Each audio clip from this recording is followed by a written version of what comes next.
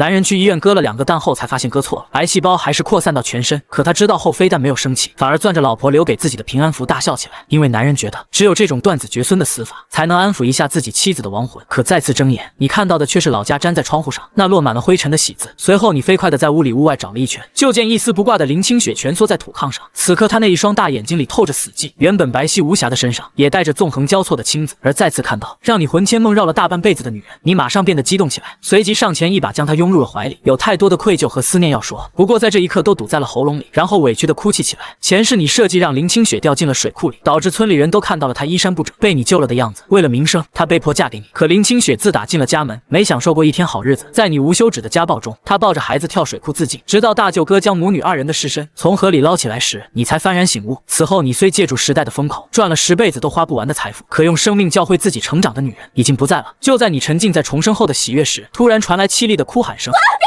此刻看着林清雪浑身哆嗦的样子，你才想起这回林清雪是从娘家借钱给孩子买米糊，却被你抢走拿去买酒喝，更是喝醉回家后在床上粗暴地折磨她。想到这，你扬手狠狠地抽了自己10几个大嘴巴子，很快血顺着嘴角流了下来。林清雪静静看着你的举动，忍不住讽刺一笑。她已经记不清这是多少回了，毕竟每次酒醒后你都会下跪求原谅。可过不了2天，你的拳脚会再次落在林清雪的身上，她可以屈辱地忍受你在床上的折磨，但却忍受不了娃娃饿得没东西吃，娃娃虚弱的啼哭声，引得林清雪漂亮的凤眸中有了一丝生机。她慌乱地披上衣服抱起女儿，只是因为林清雪长期营养不良，导致吸不出奶水的小家伙又嗷嗷大哭了起来，而女儿的哭声也将你惊醒，立即下床捡起地上的衣服。媳妇儿，你等着，我这就去给咱妞弄点吃的。说着，你迈着大长腿往村头的小卖部跑去。小卖部的老黄头看到你后，呲着大黄牙问道：“这次要啥酒？”黄老叔，赊袋米糊成不？钱明天就给你。老黄头听你又要赊账，打量起你脸上红肿的巴掌印，只是在想到你家里那对可怜的母女后，什么话也没说，从货架上给你拿了袋米糊。你感激的道了谢后，匆匆往家里赶。等来到屋内，见到自己老婆还是出门时那样，你心里再次忍不住一阵绞痛。媳妇儿，米糊买回来了。听到你的话，林清雪顿时警惕了起来，苍白的小脸上满是惊恐。我警告你，不准卖我女儿！我诅咒你赵家断子绝孙！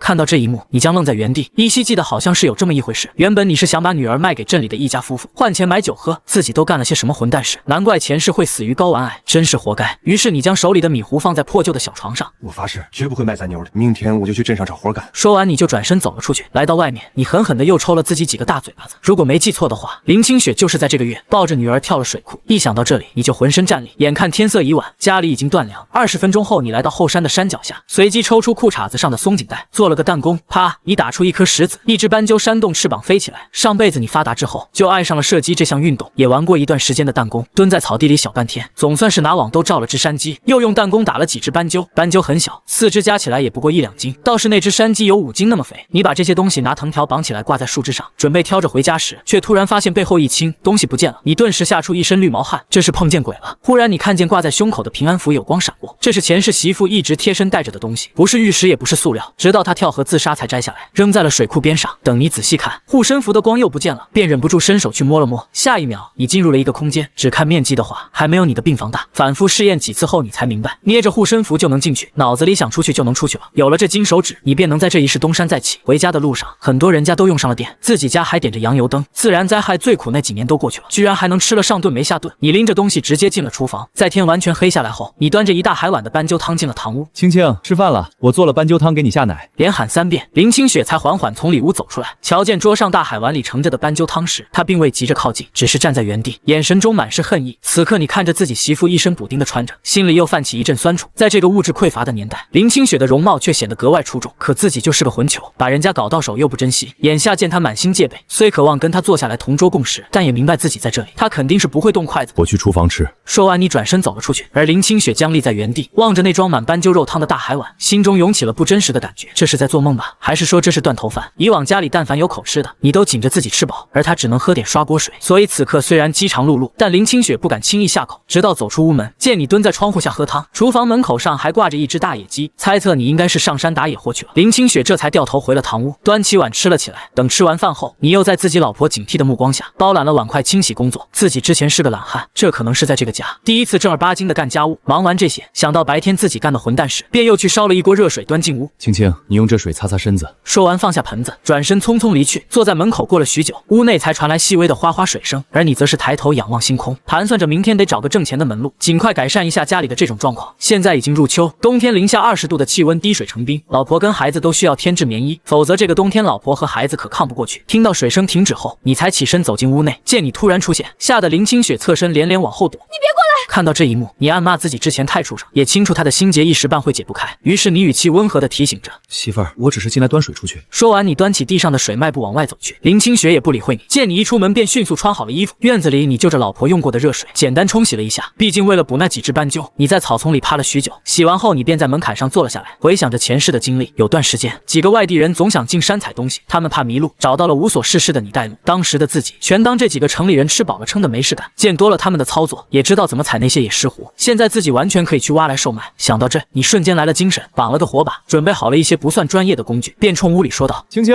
你拴好门，我出去一趟。你这一出去就是一宿，直到凌晨4点才回到家。说起来也是运气好，下山时意外发现了一个果子狸窝，掏出了几只还没睁眼的小果子狸，回到家里利索的处理好，留了一只放在厨房后，就挑着2箩筐来到镇上。镇上逢单日子有急事，你找了个人多的地方，把果子狸的肉和皮从箩筐里取出来。小伙子，山货不错呀！你原本想着卖不出去，就拿回去一锅炖了，给大哥、二哥、三姐家分一些。没想到刚摆好东西，就有人询问果子狸肉的价格。老头和老太太见你一个大小伙，晒得黑黢黢的，一看就是山里人，加上价格实惠，一口气要了2只。这年代吃肉要肉票，就只有这种山货可以买了。回去给小孙子打打牙贼。临走，老太太还揪着老头衣服试一他，顺带剥下了所有果子狸皮，说是给家里的小孙子做手套。就这样，不到2小时的时间，果子狸已经全部卖了出去。随后，你带着昨天采来的大伙，去到镇上的老字号药房。当你拿出东西时，顶着厚重玻璃片的老头眼睛都看直了，小心翼翼地接过大伙，仔细地端详一番，随即伸出手比了个价格。小兄弟，这个价儿……你看到他开的价格，眉头微微一皱，这人把自己当山里的乡巴佬坑。于是你伸手就准备收回自己的东西，见状，老头伸手按住你，随即摸着山羊胡子安抚道：小兄弟，价钱不满意，咱可以再商量嘛。6张大团结。不能再高了。这个大货虽被自己不慎踩断，但其价值也远不止这个价。但谁让自己急着用钱，媳妇和孩子还在家里饿肚子。思索片刻，你决定卖，然后去买了肉和面，跑了2家供销社，才买到这个年代稀罕的奶粉。临回去的时候，想到了媳妇昨天身上那套打着补丁的旧衣服，便走进了镇上唯一的那家小型国营商场。回去的路上，你拐了个弯去找了个70多岁的老猎户，给了人家一堆吃的，才把老猎户金贵到不行的猎枪给换走了。这年代吃肉要票，要实现吃肉自由，还是需要自己动手。快到家时，这才发现背着孩子的林清雪在地里干活，而大哥赵振兴看到自己走了过来，顿时就火冒三丈：你又死哪儿去了？让你婆娘自己下地干活！看着眼前的大哥，你鼻头一酸。哥，我去镇上干活了，顺带买了点肉和面回来，晚上你带嫂子跟孩子来家里吃饭。听到这话，大哥用怀疑的目光将你上下打量了一番，瞧着裤腿子上的泥点子，又看了看箩筐里装的满当当的，脸色这才稍微有了缓和。恁嫂子中午才蒸了一锅玉米面馒头，待会儿让恁媳妇拿回去几个，我们就不过去吃了，往后好好对弟妹。于是你也没再说什么，点了点头后背着东西回了家。想要哄好媳妇，就必须先哄好她的胃。就这么，你在厨房开始忙碌起来。等天快黑的时候，林清雪揣着几个玉米面馒头回了家，只是刚走进院子，就闻到厨房的肉香味。于是她赶紧来到厨房门口，就见你正站在简陋的灶台前忙活。而林清雪忙了一天，早就饿得前胸贴后背，再把玉米面馒头放好后，就进了卧室，将熟睡中的娃放在小床上。只是一扭头，看到桌上放着一罐奶粉，林清雪顿时血液涌上了大脑，跑进厨房，扬手就给了你一个巴掌。你是不是又跑去威胁我妈给你钱了？你怎么这么混账？被媳妇突然提起这档子时，你才渐渐想起自己这个混球之前确实拿刀威胁过丈母娘要钱。于是你连忙开口否认道：我没有，钱都是我今天赚到的。说着连忙将手伸向裤裆。看到这一幕，林清雪更是生气，这都什么时候了，还想着那事儿？随即他上前又给了你一个大嘴巴子，连续挨了2巴掌，把你打得哭笑不得。见林清雪没有停手的意思，你赶忙掏出放在裤裆里的5张大团结。媳妇儿，这是我今天赚的钱，你收下。林清雪看到被硬塞到手里的那几张大团结，她只感觉一阵天旋地转。看到媳妇要摔跤，你伸手想扶，结果却被林清雪狠狠地打掉。她怎么也不敢信，你这么个游手好闲的家伙，一天功夫能挣回这么多钱。他在外面干了些啥见不得人的勾当？这可咋整？日子是真没法过。你瞅见林清雪压根不信自己的话，差点就给他跪下了。我昨晚上山采了野石斛，又碰巧遇上个果子狸窝，这东西换了6张大环节，我花了1张买粮食，现在就剩下这些了。一听到石斛，林清雪的眼神才有了点神。北有人参，南有石斛，那玩意要用价值高，能卖钱，可都长在深山里，难找得很，更何况是大黑天的。可仔细一想，早上起来水井边上确实实有血渍，锅里还炖着果子狸肉呢。难道真是自己错怪他了？可他咋就认识石斛呢？在林清雪的注视下，你举起右手发誓，我真没干坏事，要不然我断子绝孙。见媳妇呼吸平稳了些，眼神也没那么凶了，心里松了口气。清雪，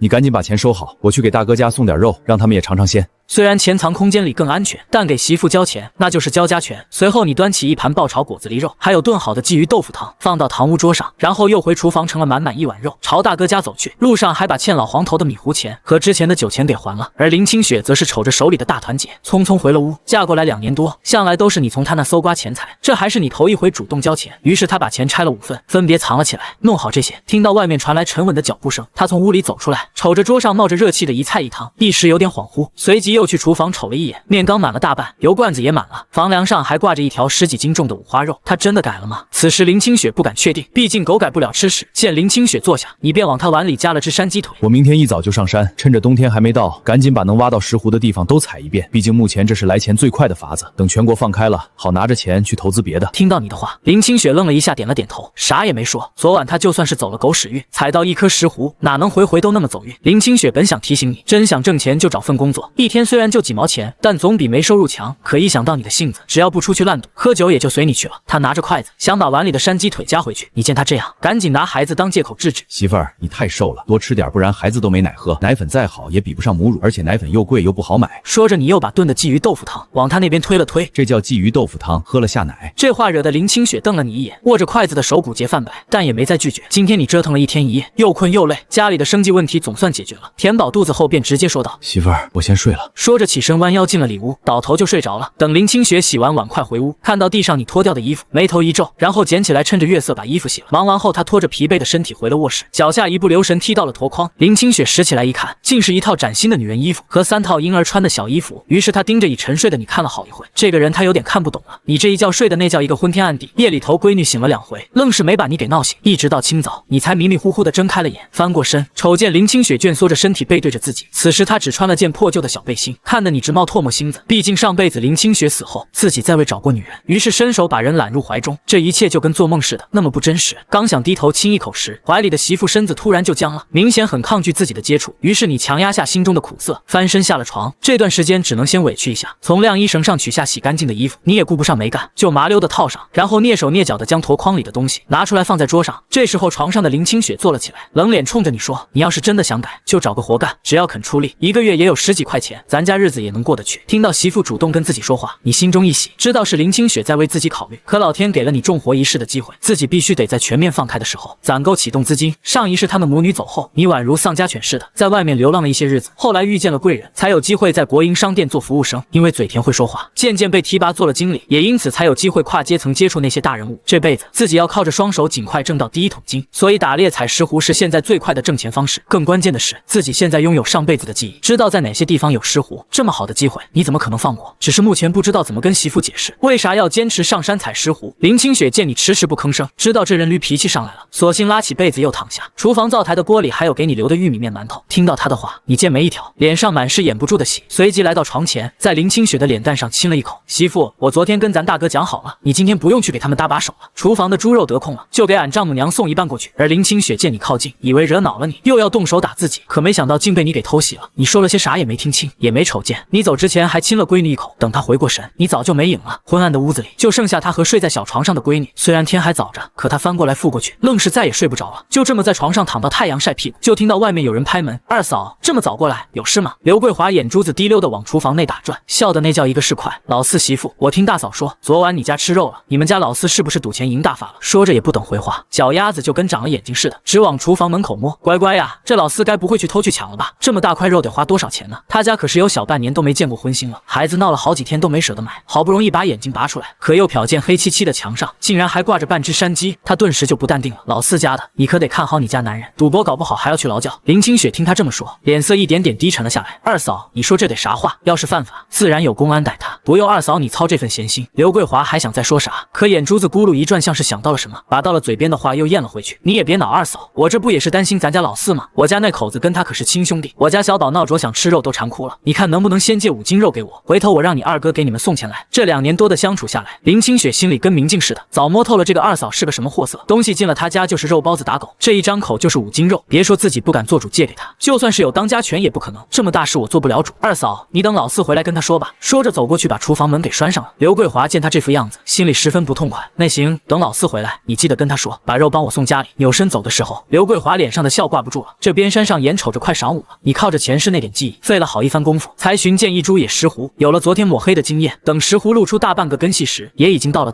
这颗比昨天的那株大太多了。直到天擦黑了，你才小心翼翼的把那一大颗完全弄了出来。就在准备下山回家时，转身却撞见了一只梅花鹿，看样子是来啃石斛的。见状，你赶紧从空间里取出昨天换来的猎枪，不过一息，枪声在林间炸响，惊得鸟群四散逃离。而家里林清雪已做好饭，给女儿烫好奶粉后，还不见你回来，便眉头紧锁。石斛哪有那么好找的，还是得让他踏踏实实学个手艺才行。就在林清雪愣神的时候，你悄悄地走进了院子，直到你将箩筐里的东西取出，屋内的林清雪才听到有动静，抱着女儿走了出来。洗手吃饭吧。说完，抱着女儿又进了屋。你注意到媳妇往筐里瞅了一眼，但也没吱声。等进了屋，瞧见桌上摆着热气腾腾的饭菜，眼眶一热，恨不得回到上辈子抽死自己。这么漂亮又贤惠的媳妇，自己怎么就没好好珍惜呢？走到桌前坐了下来，大口吞着饭菜。媳妇，待会我去村长家一趟，这几天把咱家里的电线扯上。闻言，林清雪拍着孩子的手顿了顿，忍不住开口：通了电，那可是以后每月都要交电费的。说完，偷偷瞄了你一眼，生怕自己惹毛你掀桌子。你敏锐地捕捉到林清雪的脸色，随即放下筷子，走到门口把箩筐提进屋。媳妇，这是我今天挖的，改天去城里药店卖了，应该能卖个不错的价钱。而林清雪直勾勾地看着那一石斛，她抬起眼帘望着你，用难以置信的语气问道：真的是你挖的？见状，你继续开口解释道：我发誓没偷没抢，这真是我在山里挖了一天的成果。林清雪看你一脸坦然，这才将信将疑地点了点头。白天咱们二嫂过来了，她要借5斤猪肉。看林清雪拉着脸，明显是不高兴，估计是自己不在家，是二嫂给她气受了。于是你一脸严肃地说：这个家以后你做主，钱和东西都归你管，你不想借咱就不借。你这话听得林清雪心里犯嘀咕，琢磨了好一会才怯生生地说：我不想借。二嫂她嘴上说借，但肯定不会还回来，她也不是头一回借咱家东西不还了。听到林清雪的话，你脸上露出欣慰的笑容，宠溺地刮了下她的鼻子。不想借咱就不借，咱不受她的气。你这一笑，林清雪都看愣了。随即她抱起女儿起身去了里屋，你则是在填饱了肚子后，将碗筷洗干净，然后割了半斤肉，摸黑出了门。村长王栓柱一看是你，黝黑的老脸一愣，再瞅见手里的肉，满脸褶子都笑开了花。郑国这么晚来找叔，有啥事？边问边接过你手里的肉，我想家里搞个电灯，你有空帮忙安排一下。成，明天我就给你安排这个事。你一听他这话，也没多做，起身道了谢就转身离去。只是走到厨房时，竟看到林清雪在黑黢黢的厨房里啃自己吃剩下的那些肉骨头。这一幕刺得你眼珠子生疼，浑身血液好像都凝固一样。随即声音嘶哑地说道：你在干什么？林清雪一听是你的声音，吓得一哆嗦，到嘴边的骨头也跟着掉在地上，随即一脸恐惧地看向院子里的你。别打我，这些都是你啃剩下的，我只是觉得丢了怪可惜。这一刻你只觉得五雷轰顶，从来没这么挫败过。随即扑通一下跪在他面前，而林清雪则是吓得失声尖叫起来。你想干嘛？林清雪眼帘微垂，看着跪在面前的男人，直到感觉胸前被湿热侵染，她竟然哭了。她封闭已久的心好像有了一丝松动，而看到媳妇吃自己的剩饭都吓成这样，就像是一把刀子狠狠捅进你心窝里。于是你从地上站起身，捧着媳妇白皙的双颊，低头吻去她眼角的泪珠。媳妇，你去堂屋等着，待会饭菜好了我端进去，你是我的大恩人。林清雪没听懂这句话，羞得跟见了鬼一样溜出了厨房。厨房里你忙活了一阵，一盘香喷喷的小炒肉片就出了锅。她觉得拉喉咙眼的杂粮馒头，媳妇却宝贝的一口都舍不得吃。只是刚走进里屋，就看一副雪白的美背映入眼帘，一瞬间血液顿时涌入腹部。你几步上前，从身后一把将人揽入怀里。媳妇，不要再离开我了。沉沦间，林清雪头一回觉得，原来做这种事是这么舒服愉悦的一件事，这还是除了新婚后两人如此如胶似漆的睡在一起。想到昨天夜里的情景，林清雪脸颊感觉一阵发烫，侧过脸再看到小床上的孩子时，林清雪顿时吓得脸色煞白。昨天夜里似乎一宿没听到女儿哭闹，瞅着媳妇突然变了样，眼睛直勾勾地盯着女儿那边，便麻溜地下了床，几步窜到女儿的小床前，瞧见女儿已经醒了，正瞪着俩大眼睛笑。此刻你看着闺女，心窝子都软了，小心翼翼地把闺女抱在怀里，回到床边，见闺女没事还咧着嘴笑。林清雪心里那块大石头总算落了地，紧绷的神经也松了下来，随即眼眶一红，差点哭出来，懊恼自己昨天夜里怎么能睡那么沉，这么大点的孩子，万一有个什么闪失，他可咋活？媳妇，你再陪妞妞躺会，我去给你做早饭。说着，你捞起扔在地上的裤衩子，直接套在了身上。林清雪则是查看闺女屁股下垫着的尿布，虽然遮挡的不太规整，但却是换得干净的。难怪昨晚没听到女儿哭闹，原来是这混球起来照顾的女儿，这还是生了孩子后她头一回主动照顾孩子，所以她是真的变了吗？可以再相信她一次吗？另一边，你熟练的在厨房忙活着，等媳妇抱着孩子出来，饭菜也做好了，豆腐、小青菜、玉米面糊糊，外加杂粮馒头。你光着膀子从林清雪怀里接过孩子，媳妇，你先去洗漱。而林清雪有些不放心，可看着你笨手笨脚的抱着那么点的孩子，扑哧一声笑了出来。这是你亲闺女，又不是老虎，还能咬你咋地？吃饭时，村长王栓柱带着电工来了，一进院子就瞧见林清雪坐在院子的桌子边上吃饭，你光着膀子抱着孩子在院子里溜达。他瞅见你臂膀内侧有一圈工整的牙印，笑得意味深长。郑国这还没吃完饭呢，你没想到王栓柱这么早就把人找了，又带着村长和电工来到院子外的门口扯闲天。等林清雪吃完饭回屋后，你才把孩子交给媳妇，随即从宽松的裤衩子口袋中摸出一包大前门。村长看着手里那根大前门，咧着一嘴大黄牙，笑着说：“你个臭小子，有出息了，这玩意一包都要4毛呢。”一旁的电工笑得更憨厚，把烟卡在耳朵上，扛着梯子就绕去了屋后。这趟工出的划算，4毛一包的烟，自己平时都舍不得抽。这家人倒是大方，等通了电你就回了屋。刚走进去，一件衣服迎面飞来，还没弄清楚怎么回事，就听见林清雪说道：“赶紧把衣服穿上，光着膀子像什么样子？”此刻你后背多了几道抓痕，那是昨夜林清雪留下的。村长和电工都看见了，但是都没说破。然而你什么都不知道，光着膀子四处溜达，这可让林清雪骚的恨不能找个地缝钻进去。外人在跟前，他又不好意思提醒。直到你上山后，林清雪捂着发烫的脸颊，缓了好一阵子，这才接着把床褥子拆下来清洗。她把孩子的小床搬到院子里，把孩子放上面，在盆子里倒满水，准备洗床褥。这时候林母挎着个篮子来了，里面装着鸡蛋，还有一小块肉。林清雪瞧见母亲，连忙擦着手起身：“妈，你咋来了？”林母把手里的篮子拎进厨房，目光在自己女儿身上来回打量了一番，瞧着她那破旧不合身的衣服，眼眶一阵发酸，赶紧别开目光，抱起小床上的外孙女说道：“家里刚忙完，我过来看看你。”说着眼睛环顾着破旧的3间土坯茅草房，她心里无时无刻不在懊悔，不该同意这门亲事的，自己害惨了女儿。清雪，妈想过了，你要是跟他真过不下去，就离了吧，你年轻日子还长，一辈子不能毁在他这个烂人手里。林清雪听到亲妈的话，先是愣了一下，坐在凳子上好一会也没吭声。那天你抢走自己从娘家借来给女儿买米糊的钱去买酒，她真的觉得绝望透了，感觉跟他在一起压根都看不到任何希望，连死的念头都冒了出来。当时就想抱着闺女跳进水库，可你酒醒后，先是悔恨的自己抽了自己10几个大嘴巴子，而后又慌里慌张的出门给孩子买米糊。这几天下来，她瞅着你好像真的变了个人似的，没再出去鬼混，酒也不喝了，赌也不赌了。林母看着闺女低着头不说话，以为她担心孩子，开口说道：“你要是想带着孩子，妈以后可以帮衬着你一起带。”说到这里犹豫了一下，就是以后你要是在家带个孩子，可不好嫁。这个年头离婚的可少之又少，日子再苦再难，女人也得咬着牙往下过。听到亲妈连离婚后再嫁人的事都替自己想周全了，林清雪从亲妈怀里接过孩子：“妈，我现下没想离婚，她如今看着也在慢慢改好。”说着，她拉了拉孩子身上那件崭新的小衣服，是她挣钱给孩子买的衣服，也给我买了一套，不过我没舍得穿。林母瞅着闺女那白净稚嫩的脸上泛起了许久未见的红晕，眼睛里也像是重新亮起了光，不由得愣了一下神。她明明昨天还无意间听见隔壁的二麻子说，她欠了外人50块钱，这么大笔债，她又不干正事，可咋还呢？正因为这个，她才不放心，一大早拎着东西过来看看。可看自己闺女的表情不像是假的，若是她真的改邪归正了，这笔钱自己想办法砸锅卖铁也得帮她还上。想到这里，她并没有把自己听到的事告诉女儿，怕她因为这事在跟你闹别扭。她收拢思绪，红着眼眶欣慰的点了点头，她要是能改就好，妈也就放心了。说着抬手摸去眼角流出来的泪，这回刚上山的你嘴里叼杂粮馒头，计算着现在盖建2层楼大概需要多少钱，按照现在自己能挖到的石斛价计算，盖了房子还能有一笔在这个年代算得上很可观的存款。毕竟在这个时候万元户都不多，想着近2年肯定还要待在村里生活，先把住宿条件提上去。家里现在住的3间破土坯房，进屋后自己这个身高感觉腰都直不起来，屋内更是灰尘大的厉害，到处掉渣，实在不是人住的地。这时候地米压根不知道你丈母娘正跟媳妇商量着要不要离婚的事，这要是让你知道了，估计最近都没心思上山挖石斛了。毕竟重活一世，你心里搞钱很重要，但什么却不及老婆跟孩子重要。你掌握着上一辈子的赚钱门道，自然不急着这一时3刻的。眼瞅着快晌午了，林母饭也没顾上吃，就急着要往家回，生怕自己多吃一口，闺女就得少吃一口。林清雪拦也拦不住，只好从厨房取下挂着的肉，一刀切下大半，拎着就追了出去。妈，这个你拿回去跟我弟媳妇他们吃。林母一看那么大块肉，连摆手不肯要，生怕你知道了她这么贴补娘家，再动手打她闺女，更怕闺女自己没得吃，受了委屈。你们留着吃，家里头不缺这口，你看看你瘦的跟啥似的，得多补补，不然孩子哪来的奶水吃。林母最终还是没要那块肉，挎着筐子一步步的走了。林清雪站在门口，眼睁睁的看着母亲越走越远，直到看不见了，才拎着肉转身进了厨房。隔壁的张桂兰跟林清雪年纪差不多，可嫁过来却早了她2年。她皮肤黝黑，手里头啃着生萝卜，趴在墙头上。妹子，你整天不出门，外面都传开了，你二嫂被你二哥昨晚给收拾了。哭叫声几家子都听见了。从厨房走出来的林清雪坐在院子里的凳子上，有一搭没一搭的应一声。张桂兰见她话不多，拉个凳子在她洗衣盆面前坐了下来，压低音量小声说道：“外面都在传你二哥家的大宝，不是你二哥的。”林清雪一听这话，手里的活顿时停了下来，抬头看向张桂兰：“是你大哥的种。”张桂兰瞅见她眼里的困惑，把啃剩下的萝卜往口袋里一塞，一脸八卦的小声在她耳边嘀咕。林清雪听完整个人都懵了，她真不敢相信还有这种事。她以前还挺尊敬这个大哥的，觉得他忠厚老实，做事公道，挺有大哥样的。可听了这事，心里头多少有些膈应，这是咋能这样呢？张桂兰似乎很满意他的反应，拍了拍这个城里来的小媳妇：“好了，我要回家给俺们当家的做饭，就不跟你聊了。当天晚上你回来的很晚，这次回来你老远就看到家里亮着的灯光，心里禁不住感叹，这电灯果然比洋油灯亮堂多了。”林清雪见你回来，赶紧把热在锅里的菜和白面馒头端了出来，随口问了句：“今天咋回来这么晚？注意到你身上沾了些泥土。”放下下菜上手给你拍着身上的你赶紧拦住他，转身把堂屋的门拴上，然后从箩筐的草堆里翻出个东西，小心翼翼地放在桌子上，挖了石斛。回来途中碰见了个意外收获，你没跟媳妇说自己是因为脚下一滑摔了下去才碰到这东西的，爬上来费了不少劲，这才回来这么晚。这东西现在价格可不比石斛低，都是按克卖的，算是意外得了笔小财。你盘算着今晚陪媳妇好好亲热一番，明天不去山上了，先去把手上的货处理掉。林清雪看着他放在桌上的那块黑棕色，形状有点像是生姜一样的东西，这好像在书上见过，带着不确定问道：“这是何首乌？”语气中带着难以置信。你没想到自己媳妇见识够渊博，这玩意村里头大部分人到现在还不知道它的金贵，要不山上那么多好宝贝，早叫人搜罗干净了。石斛、何首乌还能金贵个10来年，再往后种植技术上去，这些都能人工种，市面就常见了，也就不稀罕了。可就算那样，野生珍稀药材的价格还是高的离谱，因为野生的压根就买不着。你咧着一嘴大白牙，一把将娇俏的媳妇搂进怀里，低头在她白嫩的脸蛋嘬了一口，迎着她那双亮晶晶的眸子说道：“对，就是何首乌，明个带你跟娃去城里溜达溜达，顺便把这些宝贝卖给药房。”一听说要带着娃出门，林清雪身体猛地一僵，想起之前她说要闺女卖给城里那家不能生养的人家，心里头到现在还犯怵，谁知道是真不能生，还是买回去当童养媳。她从怀里挣脱出来，带着防备和警惕拒绝道：“闺女还小，我俩就不去了，你赶紧洗手吃饭吧。”你眼尖瞧出媳妇不对劲，本想带着她出去逛逛，顺便再给她添置些冬天的衣服，可看她这又警惕了起来，显然是怕自己又打闺女的坏主意。自己干的那些混账事，哪是那么容易就能让她放下心结的？早就信任透支了，只能慢慢来了。你脱下身上带着你点子的衬衫，打开门走出去，简单洗了把脸，回屋坐下，这才瞧见到桌上的饭菜，一盘金黄的炒鸡蛋，还有一小盘早晨剩下的小炒肉。她中午难道都没吃菜？她要是这样一直省吃俭用，啥时候才能把她养得胖乎乎的？看来得赶紧多挣点钱，让她心里头踏实才行。媳妇，这鸡蛋哪来的？林清雪低头给你盛了一碗面糊汤，你出门没多久，我妈来过一趟，是她送来的。亲妈提离婚的事，她是一句也没提。你一听是丈母娘拿来的，想到之前问她要钱喝酒的事情，骚得慌没脸见她，也没问丈母娘过来是什么事，心里头盘算着，等明个把手上的东西卖出去，先把之前从丈母娘那里拿来的钱给还上。你伸手拉过媳妇，让她坐下，快吃饭。说着递给她一个杂面馒头，媳妇还是舍不得蒸白面馒头，蒸了掺了一半白面的杂面馒头，你自己拿起玉米面馒头大口炫了起来。林清雪咬了一小口杂面馒头，抬头偷偷打量眼前的男人，他要是能一直这样该多好，只是不知道他这股子热乎劲能撑多久。俩人正吃着饭，外面响起叫门声：“四哥，我二六子出来啊，3缺1啊，哥几个等你喝酒玩牌呢。”林清雪听到这个声音，脸色刷一下就白了，眼睛直勾勾瞪着，他怕你又像之前那样跟着他们出去喝酒赌钱。你听到这个声音，愣了一下，随即想起来是谁了。你放下筷子，一抬头看见媳妇那张惨白的小脸，赶紧起身把人搂进怀里。媳妇，你咋了？哪不舒服？语气里头满是担心和紧张。被搂进怀里的林清雪纤细白皙的手指紧紧揪着你胸口的小背心，嘴唇微微颤抖。你又要跟他们去喝酒玩牌？你一听这话，终于明白媳妇为啥这样了，感情是怕自己老毛病又犯了。下巴垫在她柔软的发顶，手臂不自觉的收紧，将她搂得更紧了些。怀里的身子单薄的厉害，嫁给自己后，一天好日子没过上，连顿饱饭都成了奢望。可就这样，她竟然还揣着对自己的希望，想要踏踏实实的跟自己过日子。深呼吸了一口气，把眼眶里的酸热硬生生憋回去，用低沉暗哑的嗓音开口安抚她：“别担心，我不去，我这就把他们撵走，以后都不跟他们瞎胡混了。”侧坐在怀里的林清雪在听到你的这番话后，仰脸带着审视的目光直勾勾瞪着你，质问道：“真的不去？”你垂下眼帘，对上媳妇那双不安又审视的眼睛，真想把心掏给她看看，告诉她自己真的改邪归正了。忍不住又在她挺翘的鼻尖啄了一口，喷洒着干净热燥的气息，保证道：“真不去，放心吧，我这就让他们滚蛋。”随后把怀里的媳妇轻轻放回到凳子上。好了，你先接着吃，我马上就回来。你直起腰，发现胸口的小背心还被媳妇紧紧攥在手里。要不是知道外面那3个家伙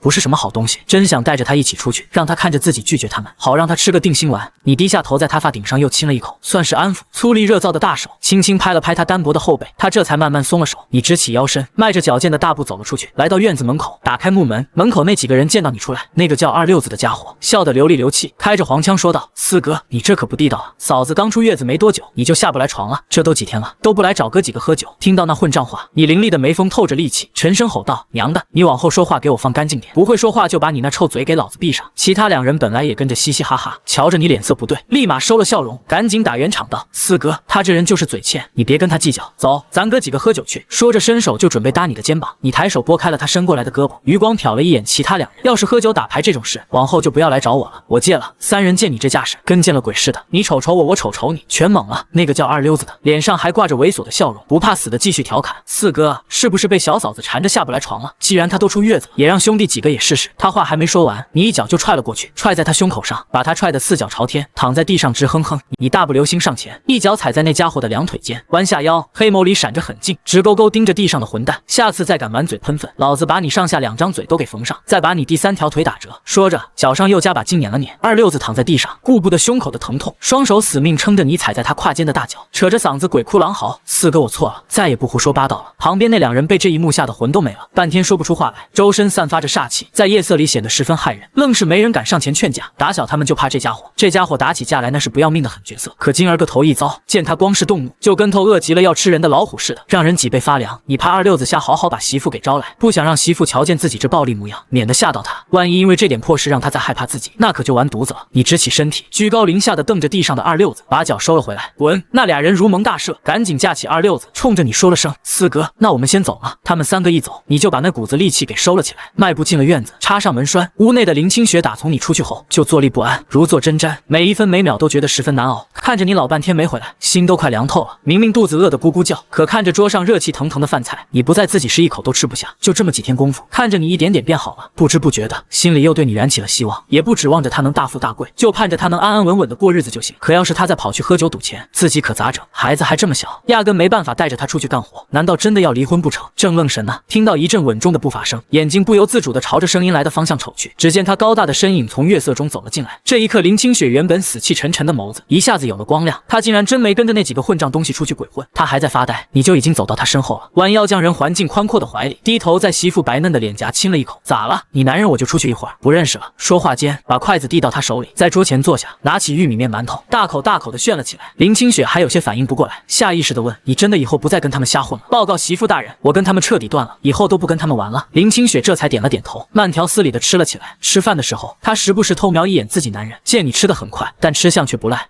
配上他那张棱角分明的俊脸，反而还多了些赏心悦目。当初嫁给他，除了他救过自己一命，其实也有一部分原因是他长得板正，当时就是被外表迷了心窍，再加上给弟弟换亲，这才嫁给了一穷二白的他。你见媳妇盯着自己发呆，不知道他小脑瓜又在琢磨什么，往他馒头上加了块金灿灿的鸡蛋，咧着唇角调侃道：“媳妇儿，快点吃，待会儿床上让你看个够。”你的胡话让林清雪回了神，瞧着他痞里痞气的样子，狠狠剜了你一眼后，红着脸垂下头，埋头吃了起来。吃饱的你也不着急走，窝在蹩脚的板凳上，眼睛直勾勾盯着自己媳妇，越看越喜欢。明明这年代物质匮乏，吃得不好还没什么化妆品，可这皮肤依然是溜光水滑的，比那打了什么针的明星都漂亮。你注意到媳妇握着筷子的手骨节通红，就握住她纤细的手腕，拉到自己眼前。想到外面晾晒的床单，你打算明天把手上的东西卖了，从投机倒把那里搞张洗衣机的票。这年代很多人还不知道洗衣机是啥，更不舍得花钱买。有了洗衣机，媳妇就不用用手搓衣服了。林清雪抽回自己的手，被你盯得实在是骚得慌。吃饱的话，去烧水把身上洗洗，浑身都是泥。你起身在媳妇脸上亲了一口，就去厨房烧水去了。你走后，林清雪放下筷子，摸了摸发烫的脸颊。这人打从昨个夜里起，就喜欢对自己搂搂抱抱，还时不时亲2口。每次他靠近，都能闻到他身上的荷尔蒙气息，使得自己心里就像踹了只兔子，砰砰乱跳，自个儿都闹不明白这是咋回事。吃完饭，你拉着林清雪说要带她出去散散步，消消神儿。回去的路上，你没再往家走，带林清雪转了个方向。牛棚旁一间破落的泥土房，外面搭个简易土灶，屋里的女人捂着胸口不停咳嗽，抓出一小把玉米参，兑了水放进缺角的陶瓷罐里。只是这么几步路，她脸上就泛起白，大颗的汗水从额头滚落。正揪心，一个半头白发的男人从不远处大步走过来，他皱着眉接过水瓢，让他回屋好好躺着，自己来做饭。女人看向他，男人把换来的半张饼递过去，今天运气不错，换了1张饼，我吃了一半，剩下的带回来了，你快吃，吃了病才好得快。你吃过了。男人没一点迟疑，往罐子里添了把米，蹲下开始烧火说吃过了。女人想想自己的身子，把饼子递过去，我不饿，你都吃了吧？躺半天了就想喝点稀的。男人闷头填火，叫你吃就吃，不吃东西病咋好？男人低着头，眼眶发酸，今天吃饱了，明天吃啥？他的身子不顾了，就那一点米，还是他求了好几家村民换来的。他心疼他忙活一天没吃饭，他也心疼他跟他下乡受罪。他攥住他的手，别想那么多，安心养病，明个我就去给你找药，一定能治好。林清雪看得心里不是滋味，回去的路上问你那2位的情况，你有些沉默，该怎么说？说那个男人你也不熟悉，但上辈子在电视上见过，老人商场纵横多年，离世后将全部身家都捐了出去，以他爱人的名义成立了医疗救治公益基金会，一辈子最遗憾的就是没有保护好爱妻，亲眼看着他受病痛折磨离世。你照着回忆猜测，致使他夫人身故的应该该就是这场病。不过你估摸着殷夫人的病，主要是因为营养不足导致的。在四面漏风的牛棚，每天又督清汤寡水，再小的病也能拖成恶疾。你准备让媳妇这个高中生把药吃的还有钱拿去投资这位未来大佬，最起码恢复高考前的辅导老师有了。第二天一早，天还没亮，躺起来你就睁开了眼，悄悄下了床，走到小床边，小心谨慎地把女儿抱起来，轻轻放在媳妇身旁，仔细盖好小被子，给媳妇煮好早餐后，你从外头把门一关，就踏上了出门的路。今儿个逢吉，虽说时间还早，可路上已经有不少行人了。在这个年月，农村里谁家要是能有个28大杠自行车，那条件可就算是相当不错了。所以大多数人出门还是得靠2条腿走。你凭着上辈子的记忆，一下子就找到了那家比较大的中药铺子。那国字脸的中年男人看见你拿出来的东西，就上下打量了你一番，然后拿起那石斛，仔仔细细地瞧了起来。一看这石斛竟是朱老爷石斛，每根都完完整整的，心里头不禁有些惊讶。他小心翼翼地把石斛放在柜台上，试探着问你想卖啥价。你一听让他开价，也没客气，直接报了个数。你心里明白，对方肯定得还价。果然，那药房负责人一听你报的价，心里就有数了，知道这人不好糊弄，瞅了一眼你的箩筐，就把你请到了后院。2个人在后院磨了快1个小时的嘴皮子，最后你把2株石斛、1颗何首乌还有鹿茸都卖给了他。你对今天的价格也挺满意，揣着50张大团结就离开了药房。有了钱后的你去了国营商场，你想买台洗衣机，一问售货员傻眼了，你拍了下脑门。虽然现在有洗衣机，但那都是用于宾馆，洗衣店并没有进入家庭。国产的第一台洗衣机是1978年，现在还没生产出来。不过你意外弄到了1张9寸黑白电视机的票，想也没想就买了，又买了些邮票、肉票、面票。投机倒把的人一看来了个大主顾，对你格外热情。听说你当天就要买电视机，就帮忙找了个有拖拉机的熟人，花2块钱就能把东西给你拉到村里。你想也没想就答应了。接着你在国营商场给媳妇买了10新的大红毛衣、裤子、皮鞋，又给孩子添置了几身崭新的小衣服，还购置了几床新棉被，把能想到的都购置了，足足装了小半车。开拖拉机的师傅看得目瞪口呆，不敢相信这穿着破旧衣服的小伙这么有钱，一口气买这么多东西。等你大采购完，已经是下午了。这时候家里的林清雪早上醒来一看，孩子睡在身边，你不知道啥时候就走了。林清雪拖着沉甸甸、酸溜溜的身子骨起了床，瞅见那人早起走之前，饭菜都已拾掇得妥妥当当，桌上摆着黄澄澄的鸡蛋，还有煎得滋滋冒油的肉块。林清雪心里头说没点波动，那是哄人的。晌午头里，王栓柱领着一个水灵灵的年轻姑娘进了门。老四媳妇，这是城里下来的知青李甜甜，往后就在你家住下了，你跟老四说一声，给她10多个房间出来。林清雪一时有些懵，家里突然多了这么个年轻闺女，这3间小土坯房可咋住得开？一间2口俩住着，堂屋是吃饭的地儿，另一间堆着杂七杂八的东西，哪有给她住的地儿？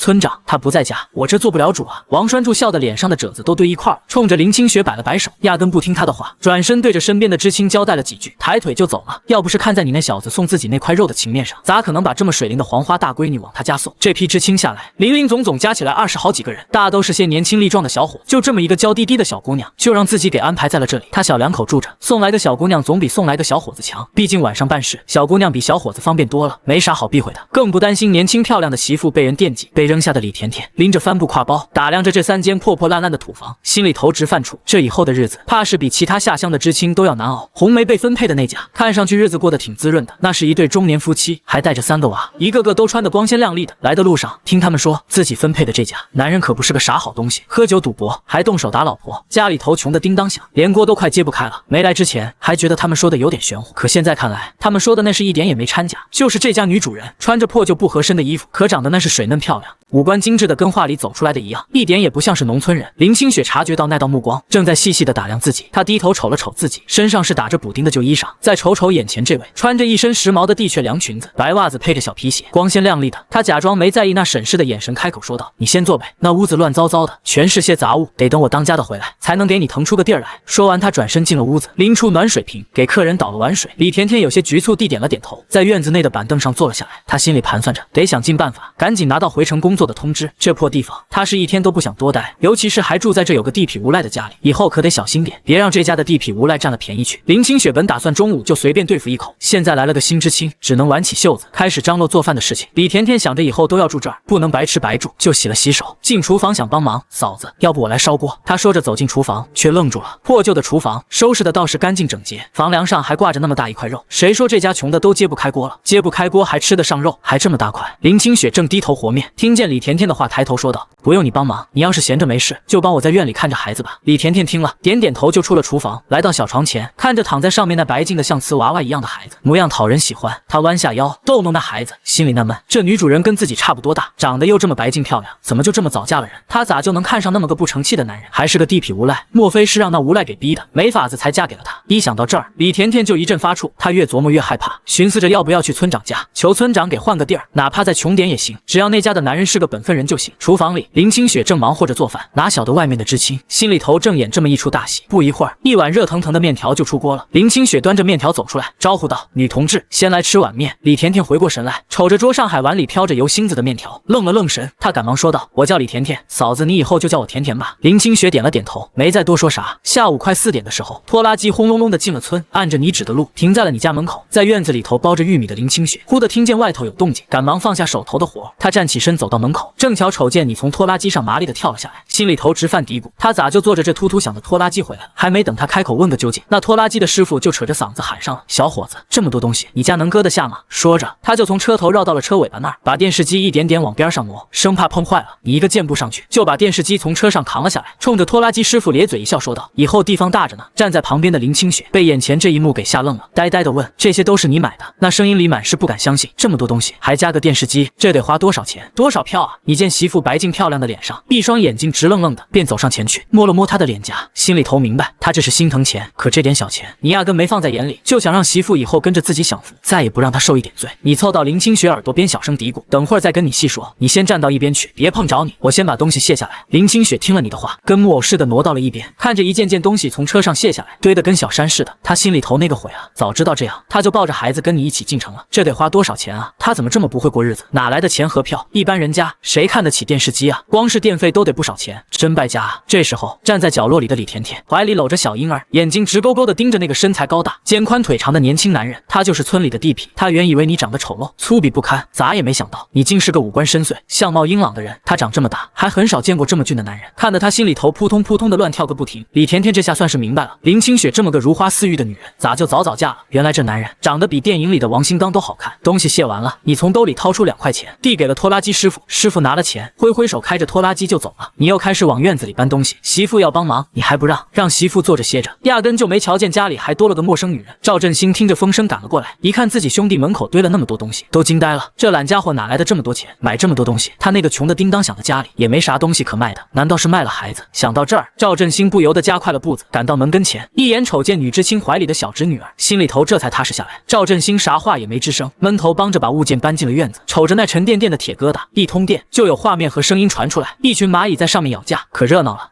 跟看电影似的，他好奇地围着转了几圈，不好意思伸手摸，听说这玩意儿金贵着呢，要好几百块钱。这就是城里人常说的电视机，真没想到自家兄弟竟然给弄回来一台，全村独一份。东西归置妥当后，赵振兴把你拽到院门口，问你哪来的这么多钱。你不慌不忙，拍着胸口说，这些都是自己打猎去黑市上卖猎物换的钱。你没把石斛的事儿告诉大哥，倒也不是信不过大哥，而是石斛都长在悬崖峭壁上，就算说了，大哥也帮不上啥忙，万一走漏了风声，还把自己的财路给断了。等来年开春暖和了，你领大哥二哥上山寻几处好踩的地方，告诉他们窍门，往后就看他们各自的造化了。赵振兴想劝你好好种地算了，可瞅着眼前的亲兄弟，眼里闪着亮光，透出一股子以前没见过的精明和深邃，就像是换了个人似的，让他这个当大哥的都觉得有点不认得。你想着大哥难得过来，就把想盖房的事儿跟他透了透，想请他帮忙看着，每天给他开1块钱的工钱。赵振兴抽了口烟说，你不犯浑，我给你白干都成，哪要什么工钱？不过建房子可不是闹着玩的，得花大价钱呢。大哥，钱我有，工钱我照给，亲兄弟还明算账呢，麻烦大哥帮我找个手艺好的师傅，材料也用好一些的，争取入冬前住进新房里去。赵振兴点点头，以为老四只是想把那3间草房修缮，哪成想他居然那么大的胆子，要盖2层。你之所以把这些事儿一股脑交给自家大哥，实在是因为你自个儿忙得脚打后脑勺。你琢磨着得赶在入冬前把石斛都采出来，如果再遇上何首乌这种野生药材，也能卖了换钱。要是再能撞上梅花鹿，弄点鹿茸、路边啥的，那可就是捡着大便宜了。眼瞅着天还早，哥俩人一合计就找王栓柱。计划经济时代，盖房买砖也需要批条子。王栓柱这个村长在这年月权力达到无敌，你送了一包大前门，还给塞了1块钱，顺顺利利拿到了买砖的条子，开了条子，直奔公社的砖厂，把盖房用的砖给定下。赵振兴就耐了闷了，老四准备砌多厚的墙啊？咋定这么多砖？你跟他说要盖2层。赵振兴眼瞅着你掏出2张大团结，眼皮子都不眨一下，就递给了砖厂老板。赵振兴心疼的直咧嘴，再一听他说剩下的钱等砖都拉家里头再结清，赵振兴瞪大了眼珠子，觉得这事儿简直不可思议，那可是大团结，不是草纸，就这么随便装在口袋里，也不怕给弄丢了。赵振兴发觉自个儿这个烂赌鬼四弟，现在在外人跟前那派头足得很，比那专场厂长还像领导呢。往那儿一站，不怒自威的，要是换上不打补丁的蓝布褂子，说他是哪家领导的公子，都有人信。要不是脖子上的黑痣还在，手上还有之前打架斗很时候的刀疤，赵振兴都怀疑老四是不是让人给偷换了。回家的路上，赵振兴整个人都是飘的，晕乎乎的。老四当然了，可他咋总觉得怪怪的？快到家的时候，你从上衣口袋里掏出5张大团结递过去，大哥，除了木头，其他材料都麻烦你帮忙张罗着。赵振兴伸手想接，又觉得自己手有点脏，在衣服下摆蹭了蹭，才把钱接过来。他小心翼翼地把钱揣进贴身的衣服口袋里，生怕一不小心给弄丢了。赵振兴诚恳地跟你说，这么多钱，你信得过大哥？大哥一定给你把事儿办得漂漂亮亮的。你点点头，亲大哥有啥信不过的？要不是大哥大嫂招呼事儿，就上辈子媳妇受的那委屈，搞不好闺女都生不下来，都会被自己折腾没了。赵家堂屋，林清雪正在拾掇你买回来的东西，她从柜子里翻出一条方巾，仔仔细细地搭在电视机上，生怕落了点灰，弄脏了电视机。要她说买这玩意儿干啥？村里时不时就停电，还要架天线，没信号的时候满屏都是雪花。可看你兴致勃勃的样子，她也不好埋怨你乱花钱。她发现你又给她和闺女买东西了，有女士毛衣、裤子、皮鞋，还有几套闺女的小衣服。这人咋又乱花钱？谁家天天买新衣服穿啊？上次你去镇上给她买的那件外套，她还没过身，舍不得穿，居然又给她买了这么衣服。但看你念着娘俩，林清雪还是很开心。她抱起轻软厚实的棉被，准备往箱子里放，忍不住落下泪来。这比她嫁过来时谈的新棉花被子还好，东西都拾掇好。林清雪发现这人居然没给自己买东西，可她的衬衣也是补丁落补丁，鞋更是都破了个洞。李甜甜帮忙抱着闺女，眼巴巴地盯着那些新衣裳，抓耳挠腮，就跟猫看到了鱼似的。那鸡心领毛衣是城里最时兴的款式，自己逛商场也想买，但父母根本不同意，花小半个月的工资去买件毛衣，看着自己想买却没钱买的衣服出现在这里，还不止一件。李甜甜那叫一个羡慕嫉妒恨。林清雪她男人长得那是一表人才，还特别舍得给媳妇花钱，而且还会疼人。刚搬东西时，压根舍不得他动手，生怕他累着，心疼的跟眼珠子似的。村里咋能把这样的好男人传成是毒懒汉？简直是胡说八道。你从外面大步流星的走了进来，一进门就瞧见一个陌生的年轻女人抱着孩子站在那儿，笑眯眯的看着自家媳妇。这是你朋友？李甜甜在察觉你视线后，眼帘微垂，不敢与你对视。虽然她自诩城里人，一向看不起这帮泥腿子，但打从这家男人坐着拖拉机风尘仆仆的回来，她虽一直就在旁边站着，可她眼里心里就只有小嫂子一个大活人处在这儿，她愣是从头到尾都没瞅自己一眼。林清雪正忙着手头上的活，听到你这么一问，这才反应过来，家里头多了个人。那女知青一直闷声不响，自己又光顾着收拾你买回来的那些东西，就把她给忘到九霄云外去了。林清雪赶紧带着歉意从李甜甜怀里接过孩子，冲着你说道：“这是队长领过来的下乡知青，说想暂时借住在咱家，你看咱要不把西屋拾掇拾掇，腾出来给他住。”话语里带着几分商量。虽然你说家里他当家，但他还是不敢自个儿做主，生怕落了不是。你一听说有外人要住家里，眉头不自觉的微微一蹙，你可不愿意有陌生人来搅和自己和媳妇的小日子。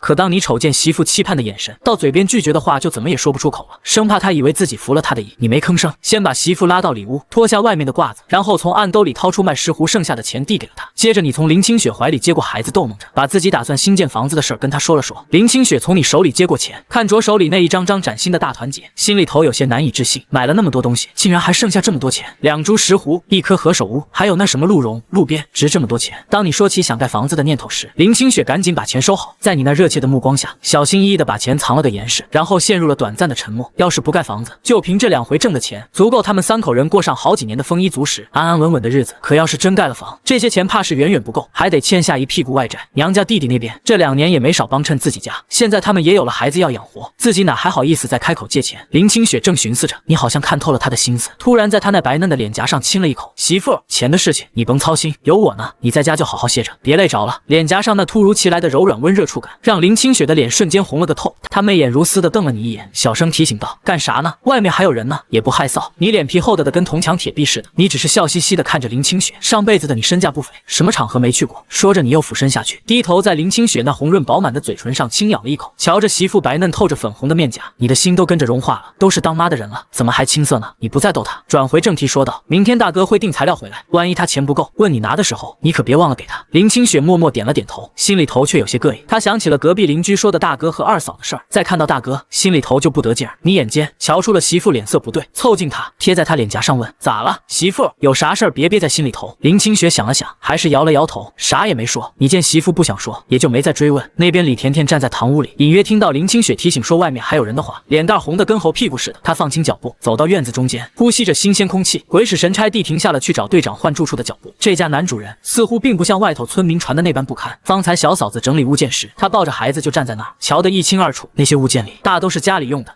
还有孩子和小嫂子的衣裳，偏偏就没见着男人用的啥东西。在李甜甜站在院子发呆时，你怀里晃着的小闺女已经甜甜的睡着了，金雕玉琢的小脸上带着恬静。你轻轻转身，将熟睡的小公主轻柔的放在床上，小心翼翼的拉上被子。随后林清雪从屋内走了出来，冲李甜甜说道：“今晚得委屈你先将就一下了，西屋的东西堆得有点多，你大哥可能一下子收拾不完。”李甜甜听到林清雪的话，扭过头来，瞧见她脸颊红扑扑的，不禁联想到刚才隐约听到的夫妻俩屋里的对话，脸上有些发烫，赶紧避开了他的视线。不委屈，那麻烦你跟大哥了。李甜甜连忙说道。林清雪冲着李甜甜笑着摇了下头，说道：“你不嫌弃我们家穷就好。”说着，她弯下腰，想把女儿的小木床搬到自己的东屋去。你见状，赶紧冲上来帮忙。媳妇，我来搬，你小心闪着腰。林清雪笑了笑，转身去了西屋，也想帮忙收拾。光着膀子干活的你，被媳妇一再要求，只好套上了个白色背心。那肌肉线条分明的臂膀露在外面，透着一股子力气。背心遮住了她宽阔的后背上那深浅不一的抓痕。你浑然不知媳妇为什么让穿背心，就这么扛起几个竹耙，打算搬到院子里。刚忙活没2下，就瞅见媳妇挽着袖子进来了。你连忙开口阻拦：“媳妇，这儿不用你搭手，灰尘大着呢，你快出去院里待着去。”你说着，见林清雪不听劝，心里一急，放下手里的篱笆就把人往外推。你心里那个心疼啊，这儿灰尘这么大，咋能让她进来帮忙呢？要不是想着接下来建房子，家里得有一群大老爷们儿进进出出的，你才不会留下这个女知青住家里。不过话说回来，留下李甜甜也有好处，自己上山打猎采石斛的时候，她能陪着媳妇说说话解解闷。李甜甜瞧见你把林清雪推了出来，忍不住捂着嘴笑着打趣道：“嫂子，大哥可真疼你啊。”听到李甜甜的话，林清雪脸上泛起了红晕，有些羞涩的笑了一下，没应声。这人真是变了样，只要他在家，啥活都不让自己沾手，连晚上擦身子的热水他都烧好端到屋内给自己。这些天确实有种被小心呵护的感觉，就是太好了，以至于过得都有些不真实，甚至有些提心吊胆的。林清雪生怕你新鲜劲过了，又变回从前那样，搞得每天都心揪着，过得患得患失。他的精神现在每天都处于高度紧绷状态下，贪婪的希望这种好日子能维持久一点，所以他说话做事都格外小心，生怕惹你不高兴。吃饭的时候，看着他把白面馒头递给自己，他却大口的啃着粗粮馒头。明明嫌粗粮馒头不好吃的是他，让自己做些白面馒头的也是他，可做好了，他却一口不吃，全都留给自己。其实自己吃啥都行，只要他能安心过日子，别再出去瞎混，就心满意足了。林清雪到现在也没闹明白，你咋就突然变这么好了？之前他也不是没喝醉后做了混事，酒醒后抱着跟自己道歉，跪在地上发毒誓的时候，每次发完酒疯后确实会收敛一些，可那也就好个2、3天，就又打回原形，继续出去鬼混。从来没见过他像这些天一样，又是做饭又是烧水，还会哄孩子，连衣服鞋子都给孩子买齐全了。林清雪心里头跟明镜似的，时刻提醒自己得保持着清醒，别一头栽进这甜蜜的漩涡里。万一以后梦醒了，现实跟现在不一样，那可咋整？可你不知道媳妇心里这些弯弯绕绕，眼瞅着天擦黑了，你终于把西屋拾掇出来了。那屋是土瓦房，一直堆着杂物没人住，墙上的报纸都烂得跟蜘蛛网似的，一碰就掉渣。虽然打扫过，可里面还是很大灰尘。你手脚麻利的用木板搭了个小床，算是完成了媳妇交代的任务。林清雪见你满头大汗的走出来，赶紧拿起毛巾递过去，快擦擦，饭马上就好了。你没伸手接，修长挺拔的身体微弯下腰，把一张放大硬朗英俊的脸凑到自己媳妇面前，喷洒着鼻息的热气说道：“媳妇，你帮我擦吗？”听到你的话，林清雪下意识地看了一眼拎着东西进屋的李甜甜，等她进去后，踮起脚，抬手给你擦着额头上的汗，还不忘嘱咐你，家里有外人，你以后早上起来上厕所别再光着膀子了，穿个大裤衩子了，免得让小姑娘看见害羞。你漆黑炯炯有神的眸子盯着近在咫尺的媳妇，看她擦得那么仔细，还叮嘱这些琐碎小事，心里头暖洋洋的。虽然觉得在自己家还不能光膀子有点别扭，但看着媳妇那一本正经的样，你扬起唇角，在林清雪红润的朱唇上蜻蜓点水亲了一下，爽快的答应了，都听你的。林清雪被你这突如其来的亲昵小动作弄得脸红耳赤，就自己跟她在家也就算了，现在家里还有个未婚的大姑娘，真是没羞没臊的。林清雪涨红着脸冲你说道：“别磨蹭了，快去洗手吃饭。”转身就去了厨房。你看着媳妇落荒而逃的背影，咧嘴笑了起来，英俊的脸上洋溢着满足的笑容。你走到井旁边，打了一桶冷水上来，哗啦哗啦的洗了把脸，出了一身汗，身上黏糊糊的，难受的很。你环顾四周，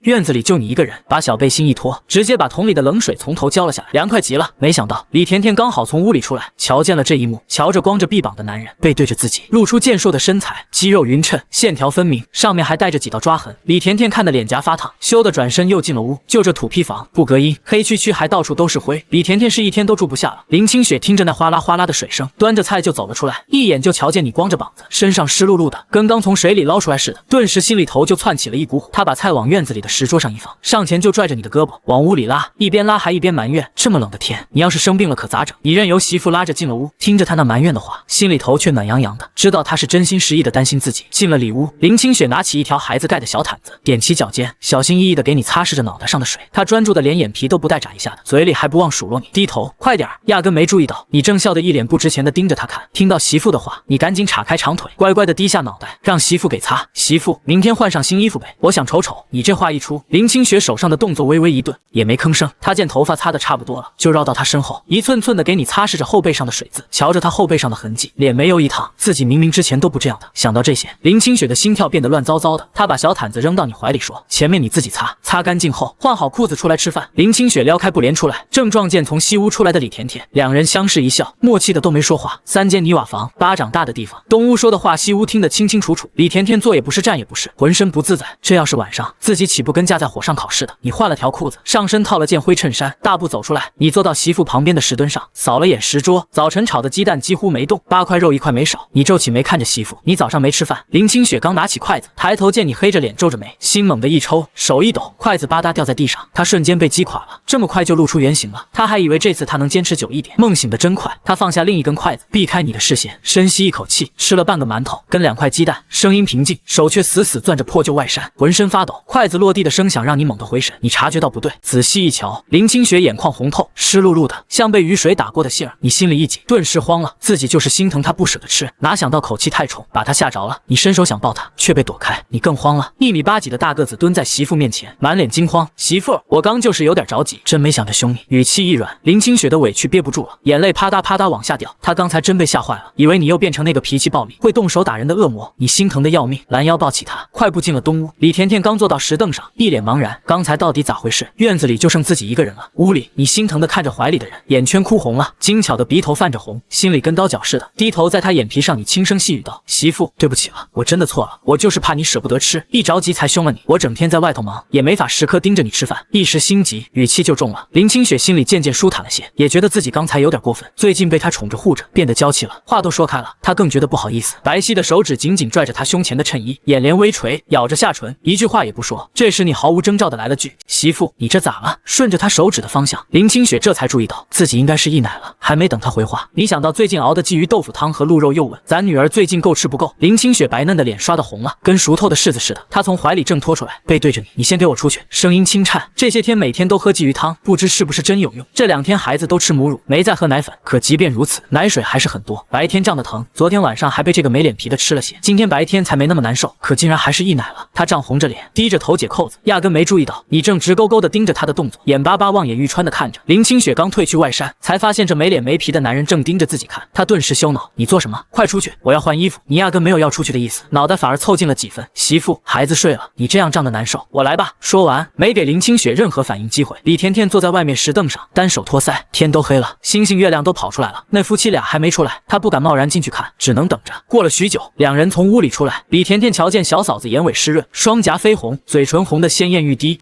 是被哄好了吧？林清雪见李甜甜盯着自己，想到刚才的事，脸烫得厉害，坐下来，拿起筷子递给李甜甜：“吃饭吧。”又拿一双筷子递给身边的男人。你落座后，全程没分给李甜甜一个余光。你拿个细面馒头放到媳妇手里，自己拿个粗粮馒头大口啃起来，心里琢磨着抽空去趟水库，弄几条鲫鱼给媳妇补补。林清雪哪知道男人想什么，她担心李甜甜不自在，递了个细面馒头过去：“吃吧，别客气，把这儿当自己家。”李甜甜咬了一小口，心里犯嘀咕：这个家到底是穷还是富？说穷吧，吃细面馒头，菜是炒鸡蛋和肉，这条件成立也不逊色。早晨队长家吃的可是黑窝窝头配腌萝卜。说富吧，住的是3间土坯房，除了今天买的电视机，连件像样家具都没有。自己睡的那张床就是几块木板随便搭的，他铺床时都怕夜里翻身床塌了。哦对，白天听他跟拖拉机师傅说要盖房子，那这老房子岂不是要拆了？到时候连住的地方都没有，那他为什么还要留下自己？看得出来，这个大哥眼里除了小嫂子容不下任何人。他明明不喜欢自己住这儿，正胡思乱想，屋里传来孩子哭声。下一秒，你起身让林清雪接着吃，自己大步进了屋，打开灯，抱出小床上醒来的女儿。林清雪放下筷子，伸手要接，你避开了，你先吃，我还不饿，等会儿再吃。林清雪自然知道他是想让自己先吃才说不饿，从外面回来又忙着清理杂物，怎么可能不饿？但他没戳穿，拿起筷子继续吃。李甜甜垂着眼眸小口啃馒头，余光偷偷打量这夫妻俩的相处模式，不自觉跟家里对比。自己2个哥上工回来几乎不碰孩子，孩子哭闹都是嫂子们先哄，一手抱孩子一手艰难吃饭，可眼前这位大哥抱着孩子在院里来回走动哄着，他觉得不可思议。林清雪快速吃完饭，从男人怀里接过孩子回了屋。他一离开，李甜甜偷偷偷抬眼看了看对面的年轻男人，只见他大口啃馒头加鸡蛋吃，英俊的脸上没有一丝表情，透着冷漠疏离。这跟小嫂子在时完全是两副面孔。李甜甜看得有些瘆得慌，坐立难安，磕磕绊绊地说：“大哥，我吃饱了。”他收拾碗筷端进厨房，利索洗完就回了西屋，没敢再出来。天完全黑了，你独自坐在院里，吃掉剩下的4个粗粮馒头，喝完面汤才算饱。随后你又烧了锅热水，端着水盆回屋。媳妇，你记得擦擦身子，我去上个厕所。你把水盆放支架上，走了出去。林清雪关上门，脱了衣服，用热水洗澡。洗完刚穿好衣服，隐约听到房后有动静，她以为是自己听错了。下一秒，外面传来男人声音：“好妹妹，你是不是在洗澡？”林清雪浑身汗毛直立，大声尖叫。屋外的你刚提上裤腰带，听到尖叫迅速走出来，迎面接住扑进怀里的人，紧紧搂着垂眸问：“怎么了？”林清雪双臂紧搂他的腰，身子站立。房后刚才有人。你抬起漆黑的眸子朝院墙外看去，果然看到一个人头匆匆跑远。刹那间，深邃的眸子染上渗人的愠怒。你收回视线，看着怀里只穿贴身衣物的人，拦腰抱起放到床上，从卧室出来，冲站在西屋门口的李甜甜交代：“你帮我看着他，我出去一趟。”你没再多说，迈着大长腿走出院子，修长挺拔的身影消失在黑夜中。村东头二赖子家里，隔壁邻居听着二赖子凄惨的哀叫，还有拳头打在身上的闷响，听得心肝打颤。他们都知道你是个魂不吝，骨子里是个狠人，不清楚二赖子怎么招惹到你。听着动静，你是下了狠手，真怕人被活活打死。四哥，我错了，我是去看知青李甜甜的，但我真的啥也没看见。听见二赖子求饶，你直接把他下巴卸了，胡说八道什么？你不是馋肉了，去吃肉吗？四哥，我错了。二赖子连爬起来跪下的力气都没了，真怕被你打死。有那么一瞬间，你真想废了他，可想想林清雪和女儿，下手没那么狠了。林清雪躺在床上，不知过了多久，听到院里哗啦啦的水声，才知道你回来了，在洗冷水澡。过了10几分钟，听到开门关门声，黑暗中你以为他睡着了，放轻脚步进屋，正想摸黑上床，床上传来声音：“你回来了。”林清雪伸手拉开灯，屋内亮了，你停下动作，见床上的人单手撑着脑袋，乌黑秀发散落在雪白肩颈，你眸光沉了沉，迈腿上床，抬手关掉灯。黑暗中，你揽住他没一丝赘肉的腰，拍着他的背：“没事啦，媳妇，睡吧。”你没回来前他不敢睡，怕你下手没轻重把人打死，又怕村里人说闲话，他吓坏了，像小猫一样缩在你怀里，脸颊贴着他结实炽热的胸膛，听着强而有力的心跳，慢慢止住呜咽。他不敢大声哭，怕吵醒女儿。看着这样的媳妇，你只觉得自己打轻了。本以为以自己的恶名，村里小混混不敢，没想到还有人敢动歪心思。不过今天之后，那些动了心思的人该消停了。看着男人脸上带着疲倦，想着他这段时间早出晚归，挖石斛售卖，把钱拿给自己，保护自己，哄自己，他是真的改了。黑暗中，林清雪哭累了，迷迷糊糊睡着。你听着身边人均匀的呼吸声，才松了一口气。次日，林清雪在睡梦中被屋外的说话声吵醒。院子里，赵大嫂把烧好的水加了一大把白糖，给干活的人挨个倒水。这年头糖是稀罕物，平时谁家也不舍得买。曹凤杰喝了一碗糖水，凑到赵大嫂跟前小声问：“大嫂，昨天怎么好像听见你家弟媳妇在家嚷嚷？”赵大嫂放下水壶，瞧着一脸八卦的曹凤杰：“哟，你家李小四家2里地呢，你都听见了？咋的？你晚上闲着没事干，蹲人家小两口窗户底下听墙角呢？”曹凤杰笑了笑没应声，想到昨天夜里听说你把东头的二赖子打得半死不活，还断了一条腿，赶巧着城里媳妇不消停，估摸着应该是这个媳妇背着你偷人了。他压不住想跟人说道。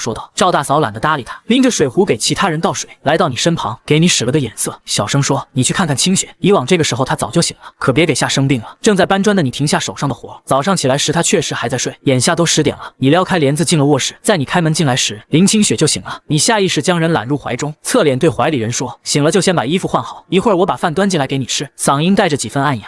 窗帘还拉着，外面吵得厉害。林清雪忍不住问：“院子里搞什么？那么吵？”你笑着回：“在翻修院墙，乱糟糟的。媳妇儿，你先别出来，外面还有事要忙。那你还不放开我？”你不紧不松，反而搂紧了，冲他说：“你亲我一下，我就放开。别闹了，快放开！外面都是人，我哪里闹了？你是我媳妇儿，我让你亲我一下，你都不愿意，你是不是不喜欢我了？”语气带着几分委屈的凶悍。林清雪本想解释，最终什么也没说，凑上前在他脸颊轻轻点了下：“好了，快放开我！”被他亲了一下的你，漂亮的眸子闪过亮色，开心的捧着他的小脸亲了上去。我在屋里待着也无聊，我想出去帮忙。你想也没想，一口回绝。无聊的话，一会儿让大嫂进来陪你说说话。林清雪知道出去帮忙无望，见你迈步开门出去，无聊的回了卧室，逗女儿去了。因帮忙的人多，院墙当天下午4点多就砌好了。2米高的院墙上面铺满了玻璃碴子，一般人没有梯子辅助，想翻2米高的墙都困难，更何况墙上还铺着玻璃碴子。盖房子先盖院墙的，这也是头一份。你家房后，曹凤杰咯咯笑了笑。昨晚我出来上厕所，瞧见二赖子从林清雪屋里头偷偷摸摸出来的，怕是俩人都那个啥了。张红霞惊呼。不会吧？要是真的，林清雪也太不要脸了。妯娌二人嘀嘀咕咕，挤眉弄眼。瞧林清雪的眼神露出轻浮之色，这一幕被一直盯着他俩的你看见了，话也是一字不漏收进耳底。这俩娘们真是欠削，自己舅舅这俩儿媳妇居然是这种玩意儿，说什么来帮忙的，明明是来混糖水喝的。你可瞧见了，曹凤杰还带了个茶缸子，裤兜子也鼓鼓囊囊的，看来没少装给帮忙人吃的小零食。你琢磨怎么收拾曹凤杰和张红霞，必须一次性收拾到位，省得麻烦。吃过晚饭，你晃晃悠悠去了舅舅王大山家。王大山和2个儿子没分家，都住在一起。你过去时，王家正吃饭呢，见你来了，大家都挺意外。振国吃饭了吗？舅舅王大山问。镜子刘淑琴往嘴里扒了一口饭，见你朝自己这边走来，也没多想，一步步来到曹凤杰身边，你一把薅住了他头发。你这举动把现场人惊住了，伴随着曹凤杰惊呼，一个个才反应过来。王和腾的站起来，振国，你发什么疯？你冷冷一笑，我发什么疯？你问问你媳妇。曹凤杰怎么都没预料到，消息这么快就传到你耳朵里，他这么快就来了，你数落起曹凤杰的不是。刘淑琴跟王大山听完脸都黑了，这娶回来的哪是儿媳妇啊，这是灾星。平日里就怕自家儿子跟着这个振国不学好，千叮咛万嘱咐少来往，这女人还敢上杆子编排人家。曹凤杰暗骂你不是玩意儿，但嘴上又不知怎么解释。张红霞站了起来，这里面是不是有什么误会啊？振国你先松手，曹凤杰好歹是你表嫂，你看着一丘之貉。张红霞，你特么也不是啥好东西，给我坐下。张红霞有些尴尬，看看自己男人。王勇不声不响，明显不想趟这浑水。你抬手一巴掌打在曹凤杰脸上，我让你瞎逼逼，我打不烂你的嘴。曹凤杰被打懵了，完全没想到他竟然敢。王家老小也没人阻拦，你抽了曹凤杰6个耳光才罢手，一把松开他。曹凤杰眼冒金星，站都站不稳了，踉踉跄跄扑在王和身上，被自己男人狠狠推开。王大山悠悠来了一句，你就是找打，活该。刘淑琴瞪曹凤杰，赌心的厉害。曹凤杰，你缺心眼怎么地？还是看不得振国2口子好？这种话你都敢瞎说，明显在挑拨离间。被打都没人心疼他，我没说那些话，除了死不承认。曹凤杰已无路可走，你没说那些话，你敢发誓吗？你要是撒谎就死全家，让你爸妈都不得好死，让你儿女都不得好死。曹凤杰太嫩了，哪里是老奸巨猾的你的对手？2句把曹凤杰的嘴堵死了，他心虚了，支支吾吾说不出话来。事情到底怎么回事？大家都看明白了，你目光看向所有人。今天我把话放在这里，要是让我听见谁在村里传闲话，挑拨我们2口子关系，别怪我不讲情面，到时候打死打残我概不负责。话音落下，你又狠狠给了曹凤杰2脚。王和看看上前，对着自己媳妇又是一番拳打脚踢。曹凤杰脸都肿了，被王和打得连连求饶，依旧没人敢上前拉架。你没走，显然是没消气呢，谁拉架谁倒霉。好一会儿，刘淑琴叹口气，差不多得了，打伤了还得花钱治病。王和扬起的手一巴掌落在曹凤杰脸上，这一下打得他嘴角都流血了。你哼了哼，我让你嘴贱，再犯贱，下次我就把你嘴缝上。扔下这句话，你扬长而去。屋内除了曹凤杰哭泣声，再无第2种声音。你收拾过曹凤杰，身心愉悦，乐呵呵回家找媳妇去了。见他走了，王大山给刘淑琴递了个眼神，让他带着俩儿媳妇去厨房收拾。堂屋中央，闻声抽烟的王大山用烟袋锅子敲了敲桌子。王和、王勇，你们俩管好你们的媳妇儿，如果村里有小四家的闲话，我也保不了你们。小四我们惹不起，最近听说是学好了，但是我瞧着反而是更混了。王和、王勇2兄弟低着头，不敢吭声。吱嘎一声，陈旧的木门被推开，曹凤杰急忙闭上了眼睛，都没想好自己要怎么办。结婚几个月了，自己肚子还没动静，公公婆婆还有丈夫刚才看着自己挨打都不出手，这都是什么人？王和进来也没说话，坐在炕沿边上沉思，心中很乱，很不平静。自己这个表弟很不简单，爹的意思是不要招惹他，可自己这个媳妇怪漂亮的，让他完全放手送回娘家，他也舍不得。四目相对，谁也没说话。过了一会儿，曹凤杰爬了起来，我错了。王和有些意外，就没想到他会有认错的一天。曹凤杰见他不说话，以后我安分守己跟你过日子，保证大门不出二门不迈。王和盯着他看了几眼，扭头走了。曹凤杰扭头看看他后背，抿嘴有些不知所措，要不自己主动点，今天这顿打绝对不能白挨了。翌日清晨，林清雪将醒发好的面分成5个小剂子，放进锅里烙至2面金黄，正打算掐小块尝尝味道，却被从背后环上来的拥抱吓了一跳。你个头很高，弯着身子才能将他整个抱在怀里，下颌顶在他颈窝上。林清雪瑟缩了一下，闻见熟悉的味道才放下心来。她迷迷糊糊转过头，发现他盯着自己手中的吃食，淡然一笑，将面饼喂进他嘴里。味道咋样？好吃。你的笑真挚而自然。媳妇儿，其实不用起这么早为我做饭，你哄着孩子多睡会儿。你要去打猎，山里冷，早晨吃点热的好。前些日子看你早晨随便带点干粮就出门，林清雪自然想为你做点什么。我出门了，你吃过早饭，穿好大靴子，挑着箩筐朝山上走去。走了差不多2个小时，顺利找到那株石斛，掏出工具忙活起来。临到中午，石斛全采完了，眼看时间还早，你没立即下山，在周围寻找枯木碰碰运气，果然发现大祸。你迈着大步走过去，那是蘑菇？不对，哪有那么红艳艳的干瘪蘑菇？那是4个形状大小不一的灵芝。今天这趟山来的值了，以前怎么没发现？这深山遍地是宝。放下箩筐，折了些带叶子的草铺好，用锋利的刀刃将灵芝割下放进去，上面又铺了厚厚一层草。正准备离开，眼角余光捕捉到栗树旁一个不起眼的小洞，洞口周围散落着细碎泥土和脚印，那是獾留下的痕迹。这好像是个獾洞，獾肉鲜美，可以给媳妇补身子。獾油是珍贵药材，不过獾机敏狡猾，直接捕捉绝非易事。你决定用烟熏法试试运气，翻找空间。找到一小捧干辣椒，小心翼翼地将干辣椒和干柴塞进洞口，火光跳跃，浓烟滚滚升起，带着刺鼻气味向獾洞内弥漫。你退到一旁耐心等待，獾感受到烟雾异味，会本能地寻找出口逃离，而你已在洞口布置好布网，只待獾自投罗网。你有赌的成分，獾善于挖掘，洞穴设计精巧，往往有多个出口。他记得动物世界说过，有的獾洞甚至超过130个出口。时间1分1秒过去，山林寂静，偶尔传来鸟鸣。你紧盯着洞口，手心微微出汗，等了差不多半个小时没动静，刚想放弃了，准备用湿树枝把火扑灭，洞口有动静，一只毛茸茸的獾头探出来，眼睛在烟雾中闪烁着惊恐，紧接着整个身子钻出洞口，惊慌失措地冲向捕网。你眼疾手快，迅速拉动网绳，将獾稳稳困在网中。这只獾目测大概20斤左右，1/6的洞口概率。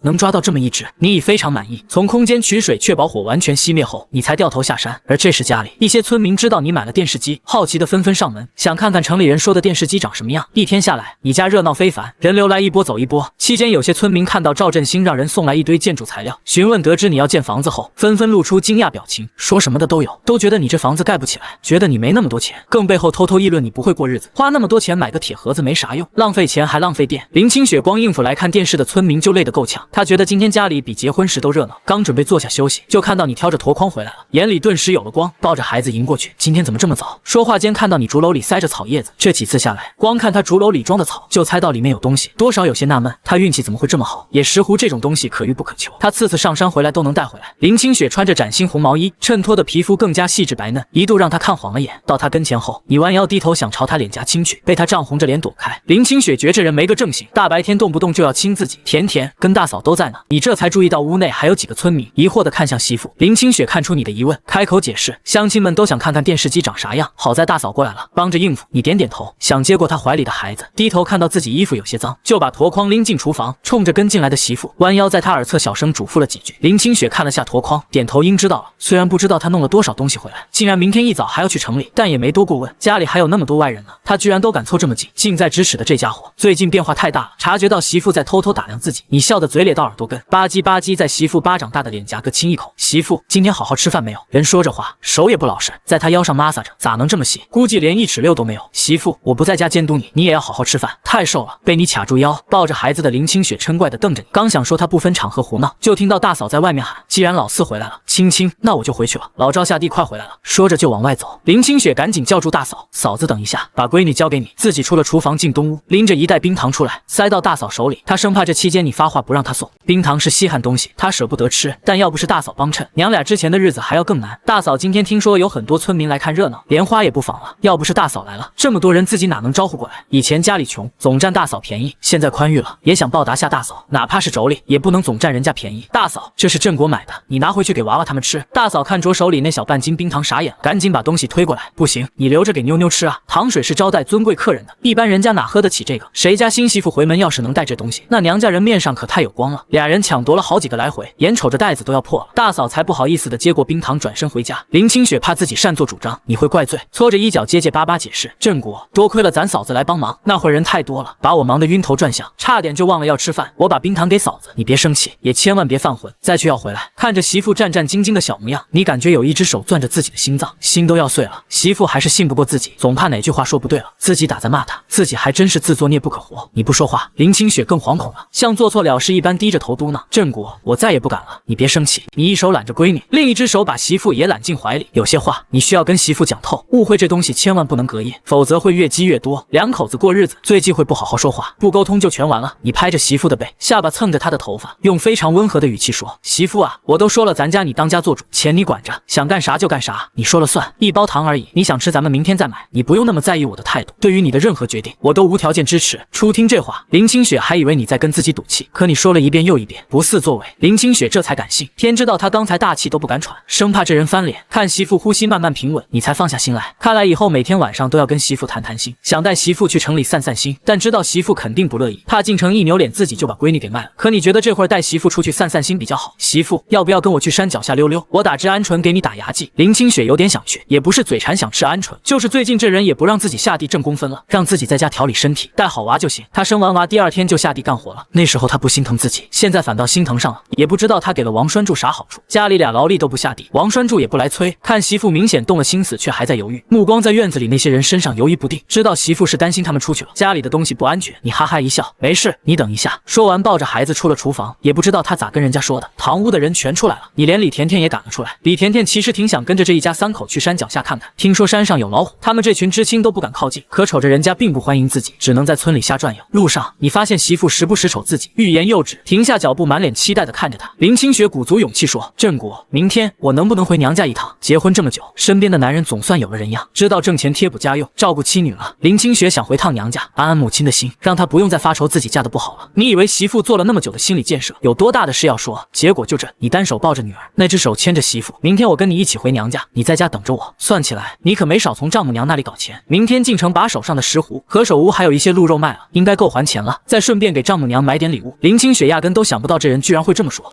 真是意外之喜，他忍不住点点头笑了。没过多久，你带他来到一片生长着野鸭的湖泊前，停下脚步，就到这里了。这湖早年间淹过10几个调皮捣蛋的皮孩子，村里都传里头藏着水猴子，邪乎的很，所以一般人都绕着走，轻易不敢靠近。你才不信这个邪！脱了衬衫垫在草上面，让媳妇抱着孩子坐在上面等，还不忘撒上雄黄粉和艾草粉驱虫。林清雪扒开面前的杂草，望着倒映着蓝天白云和周围树林的湖泊，眼睛一亮，草丛里传来嘎嘎的野鸭叫声。林清雪忍不住兴奋地问：“你上次的野鸭就是在这里打的？”你点头回应：“那应该有野鸭蛋，这个季节正是它们下蛋的时候。”他一边拨开比人还高的野草，一边朝野鸭叫的地方走去。还没走近，草丛里的野鸭就察觉动静，扑棱着翅膀飞走了。林清雪不好意思地摸摸鼻子：“哎呀，野鸭都跑了，你本就是带它散心，无所谓的。没事，你歇着，我去找找。”你把人赶回去，自己走进草丛细细翻找，果然找到不少野鸭用干草和绒羽搭的巢穴，里面躺着灰绿色的野鸭蛋，有不少呢。你捡了几个折返回来给他看，两手空空出门。这会儿林清雪看着野鸭蛋犯愁，怎么带回去？4只手撑死也带不走10几个，还有好多带不走。对于节俭惯了的他来说，太可惜了。林清雪踮脚扫视湖泊周围，见长着不少金条树，忙把女儿递给你帮我抱着女儿，我有办法。他拿出小刀去割金条，你看明白他的意图后，把女儿放树杈上，也拿出刀帮忙割。媳妇儿，我自己割就行，你手生会伤到自己。抱着女儿等着。你动作极快，不一会儿弄了一堆金条，寻了平整地方剔掉绿叶后，林清雪开始平铺金条编起来，你只能站在一旁看着，一点忙帮不上。林清雪不一会儿编出篮子底，突然像想到什么，抬头看天色问你饿不饿，你摇头表示不饿。林清雪摸摸肚子，不好意思，可是我有点饿了，你赶紧的，我去打猎，给你烤鸟吃。不用。林清雪从布包里拿出2个馒头，我带了馒头，热热就能吃，你也吃点。你瞥了眼布包，迟缓的点头。林清雪笑得眉眼弯弯，在湖边割干草生小火堆，把馒头放火上加热，让你看火后，又去一旁编篮子，一刻也不得闲。他速度很快，烤馒头的香味刚迸发，篮子就编好了。他凑到你面前显摆，你看好不好看？太好看了，媳妇的手真巧。你抬头看了一眼，把烤馒头拿下来递给他，吃吧。林清雪放下篮子，用湖水洗手，两人坐在湖边枯树上，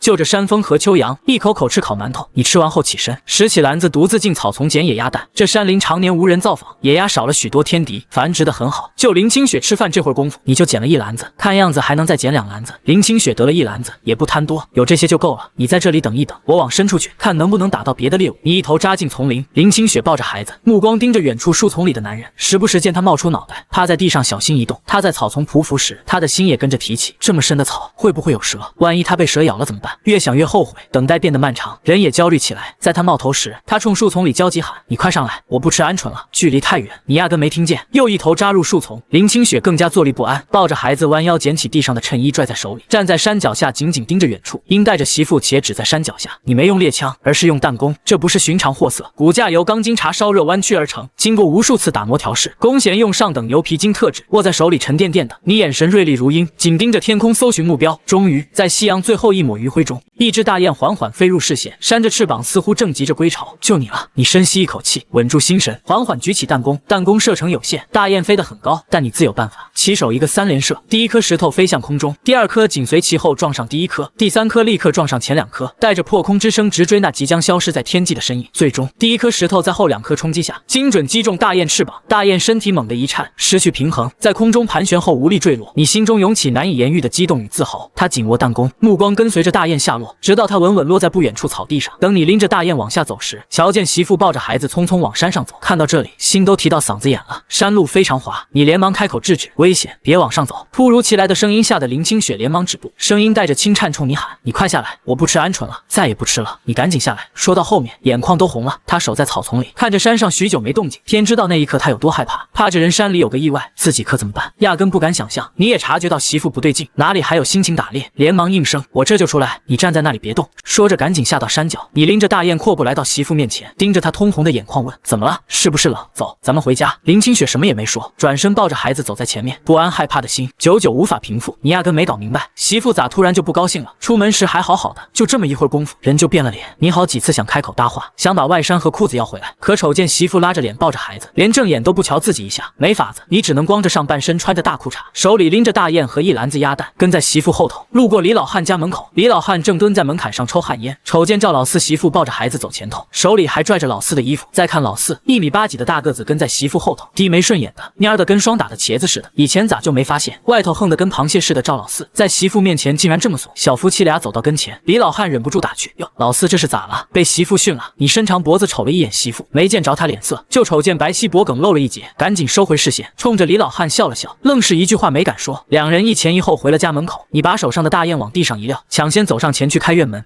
门一开，你懂事的站到一旁，等媳妇进去后，才弯腰捡起大雁，跟着进屋。林清雪差点被你那逗趣的样逗笑了，好不容易憋住，抱着孩子在院子里的凳子上坐下来，这时才发觉手里还拎着他的衬衣呢，他就光着膀子穿着条裤子，一路就这么跟回来了。猛然想起刚才李老汉调侃他的话，自己咋就跟他闹起别扭了，连衣服都忘了给他，偷偷瞟了那人一眼，见他也没恼，正默不作声的打水，便起身冲你说：“可别用那冷水洗，我给你烧点热乎水去。”说着单手搂着女儿，费劲的开门，想把女儿放到屋里小床上。你一听媳妇主动搭话，立马来了精神头，你扭过头来，瞧见媳妇正搂着女儿费劲捣鼓锁头，赶忙放下水盆，几步凑上来，走到媳妇身后，接过钥匙往锁眼里一插，麻利打开门锁。你低头瞅着怀里搂着的媳妇，心里美滋滋。你瞅着闺女，我冲个凉就给你做饭去。林清雪没吭声，门一开就抱着娃进屋，把睡着的女儿往小床上一放，给她掖好小被子，撩开帘子走出来，瞅见那人光着脊梁，正用冷水哗啦哗啦往身上冲，看得他是一点脾气也没了，心想冻死他拉倒。走过去拿起凳子上他的衬衣，就那么坐着，等他洗完进了屋。林清雪拿着他的衣裳走到井边，提桶打水，开始搓洗衣服裤子，一边洗一边琢磨，明儿个进城的时候，要不要带着闺女先去镇上，给她挑2件厚实点的衣裳。这都入秋了，天气一天天凉下来，她还整天穿那件薄衬衫，天不亮就往山里跑。清晨的山里露水重，温度低，她咋就不知道冷呢？每天回来，裤子上都是泥点子，衬衣上也沾满泥，估摸着是趴在地上扒拉药材弄的。你简单冲了冲，高大健硕的身上湿漉漉的，带着寒气，迈着大步弯腰进屋。你拿起媳妇用的毛巾，在身上胡乱擦着水渍，换套干净衣服再出来，瞅见自己今天穿的衣服已经被洗好了，心里头暖洋洋的。有人给洗衣服的感觉可真是好啊，有媳妇的感觉可真好。你将刚抓的大雁开膛破肚，处理内脏，决定一半炒一半炖汤给媳妇喝。李甜甜回来时，正巧看见你在处理一只鸟，小嫂子在晾晒大哥的衣服裤子，这一幕再次刷新了他对你的认识。林清雪刚搁下饭碗，东头的张婶子就风风火火来了。他家闺女眼瞅着要出嫁，得找个识字的瞅瞅李丹这种文绉绉的东西，这不想起林清雪来了，赶忙过来喊她去帮忙。李甜甜不想自个儿跟一个大老爷们单独待一块儿，免得村里人嚼舌根，也就跟着一起过去搭把手。吃完饭，你开始着手炮制欢油，这是一种珍贵药材，具有很好的滋润修复皮肤功效，对治疗烫伤、冻伤有显著效果。你瞅着外面黑灯瞎火，伸手不见五指，便锁了门，怀里搂着娃，穿过大半个村子来到张婶子家。林清雪一见她抱着孩子过来，还以为出了啥岔子，赶忙放下手头的活计。她走到你跟前，低头瞅了一眼你怀里的娃，问：“咋了这是？”你看着媳妇笑了笑：“没事，过来看看。”说着找个小板凳一屁股坐下。张婶子心眼多，瞧出点门道来，笑得见牙不见眼，冲着林清雪说：“你家老四啊，这是怕你走夜路害怕，不放心你，专门来接你呢。”林清雪听了张婶子的话，瞅了一眼坐在凳子上的男人，真是这么回事儿。张婶子就爱拿人打趣，这话哪能当真？再说就算她知道自己怕黑，甜甜不是也跟着一起来了吗？她犯不着大老远跑这一趟。想到这儿，林清雪冲着坐在凳子上的男人说：“你先坐着歇会儿，我马上就弄好了。”说完又回到桌前低头忙活。你应了一声，说话间眼珠子就跟长在媳妇身上似的，直勾勾盯着她的一举一动。这时候张铁军啃着窝窝头，拉了把凳子在你身边坐下。四哥，我觉得嫂子真是挺不错的，比慧姐还漂亮，有学问又有涵养。听到张铁军的话，你愣了一下神，好半晌才回过味来，想起张慧慧是哪个，你纳了闷了，这铁军咋突然提起她来了？张铁军见你不吭声，还以为四哥心里头还惦记着张慧慧，这下他可急了。要是那样，那嫂子可真是太冤了。嫂子对振国哥那是一片真心，家里穷得叮当响，还死心塌地跟着他过日子，这情分多深啊！想到这里，张铁军开口劝道：“四哥，你也别甭惦记着他了，好好跟我嫂子过日子吧。我听说慧姐在城里处了个对象，好像在国营饭店后厨干活，现在她每次回来也眼睛都长到头顶上了，连正眼都不瞧人一下，语气里满是不满。张铁军打心眼里瞧不上张慧慧，觉得她仗着自己有几分姿色就傲得不行，说话时都拿鼻孔瞧人。要说相貌，张慧慧哪里比得上四哥现在的媳妇？张铁军做梦都盼着自己也能有四哥那样的好福气，娶个肤白貌美的媳妇。瞧瞧四嫂那身段，哪里像是生过娃的样子，嫩得跟刚掐下来的黄瓜似的，水灵灵的，真是让人瞅一眼就心痒痒。到底是哪个不要脸的嚼舌根，说自己看上张慧慧那号人了？她那种货色，给老子提鞋都不配。不管是前世还是这辈子，老子啥时候正眼瞧过她？这没影的事，咋就传得满村风雨了？要是这话让媳妇听去了，那还不误会大了？你刚才一直瞅着媳妇，见她从头到尾都没瞅自己一眼，心里头更不是滋味了。这么近的距离，她不可能没听见。难道媳妇真的不在乎自己了？想到这里，你心里头堵得慌，冲着张铁军也没了好脸。我什么时候惦记她了？你哪只眼瞅见我惦记她了？张铁军见你这架势，吓得跟孙子似的，赶紧陪着笑脸。四哥，我就那么随口一说，你咋还急眼了呢？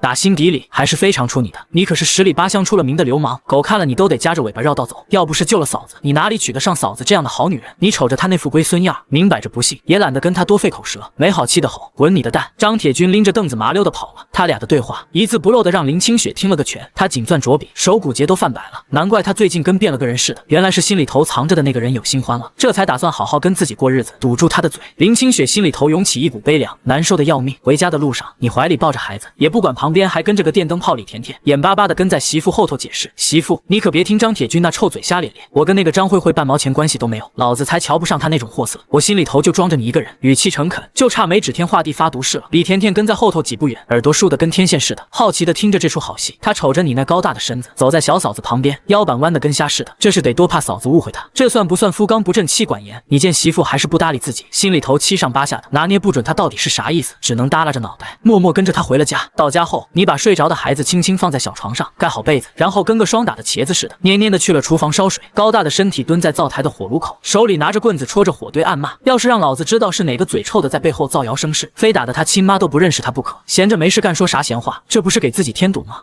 这会儿，林清雪正坐在东屋的凳子上，一针一线的给女儿缝制冬天穿的棉袄。没多大会儿功夫，你就端着冒着热气的水盆，大步流星的走了进来。你弯下腰，把水盆轻轻放在媳妇脚边上，然后蹲下身子，大手就握住了那纤细的脚踝，另一只手做事要脱她的鞋子。这一举动让林清雪停下了手里的针线活，她抬眼看向蹲在面前的男人，问：“你干啥呢？”说着就想抽回脚踝，可她手上的力气大得很，她压根挣脱不开。粗粝热燥的掌心摩擦着脚踝上的皮肤，弄得有些痒痒的。以前还能摸透她脾性，现在反而有些捉摸不透她到底在想什么了。低着头的你没停下手中的动作，将媳妇脚上的布鞋脱了下来，闷声道：“媳妇，你累了一天了，给你泡泡脚，缓解一下疲劳。”见挣脱不开，林清雪索性放弃了挣扎，眼眸微垂，静静地看着面前的男人，任他脱掉脚上的鞋子，在双脚被按入适中温度的热水盆后，心里也热乎起来。这些天你的变化太大了，尤其是现在，你竟然还会主动帮自己洗脚。若是放在以前，做梦都不敢想的事情，竟然真的发生了。自己怀孕挺着大肚子那么不方便的时候，也没见他这样，心里也滋生出了贪念，沉溺在他带给自己的这些温柔呵护。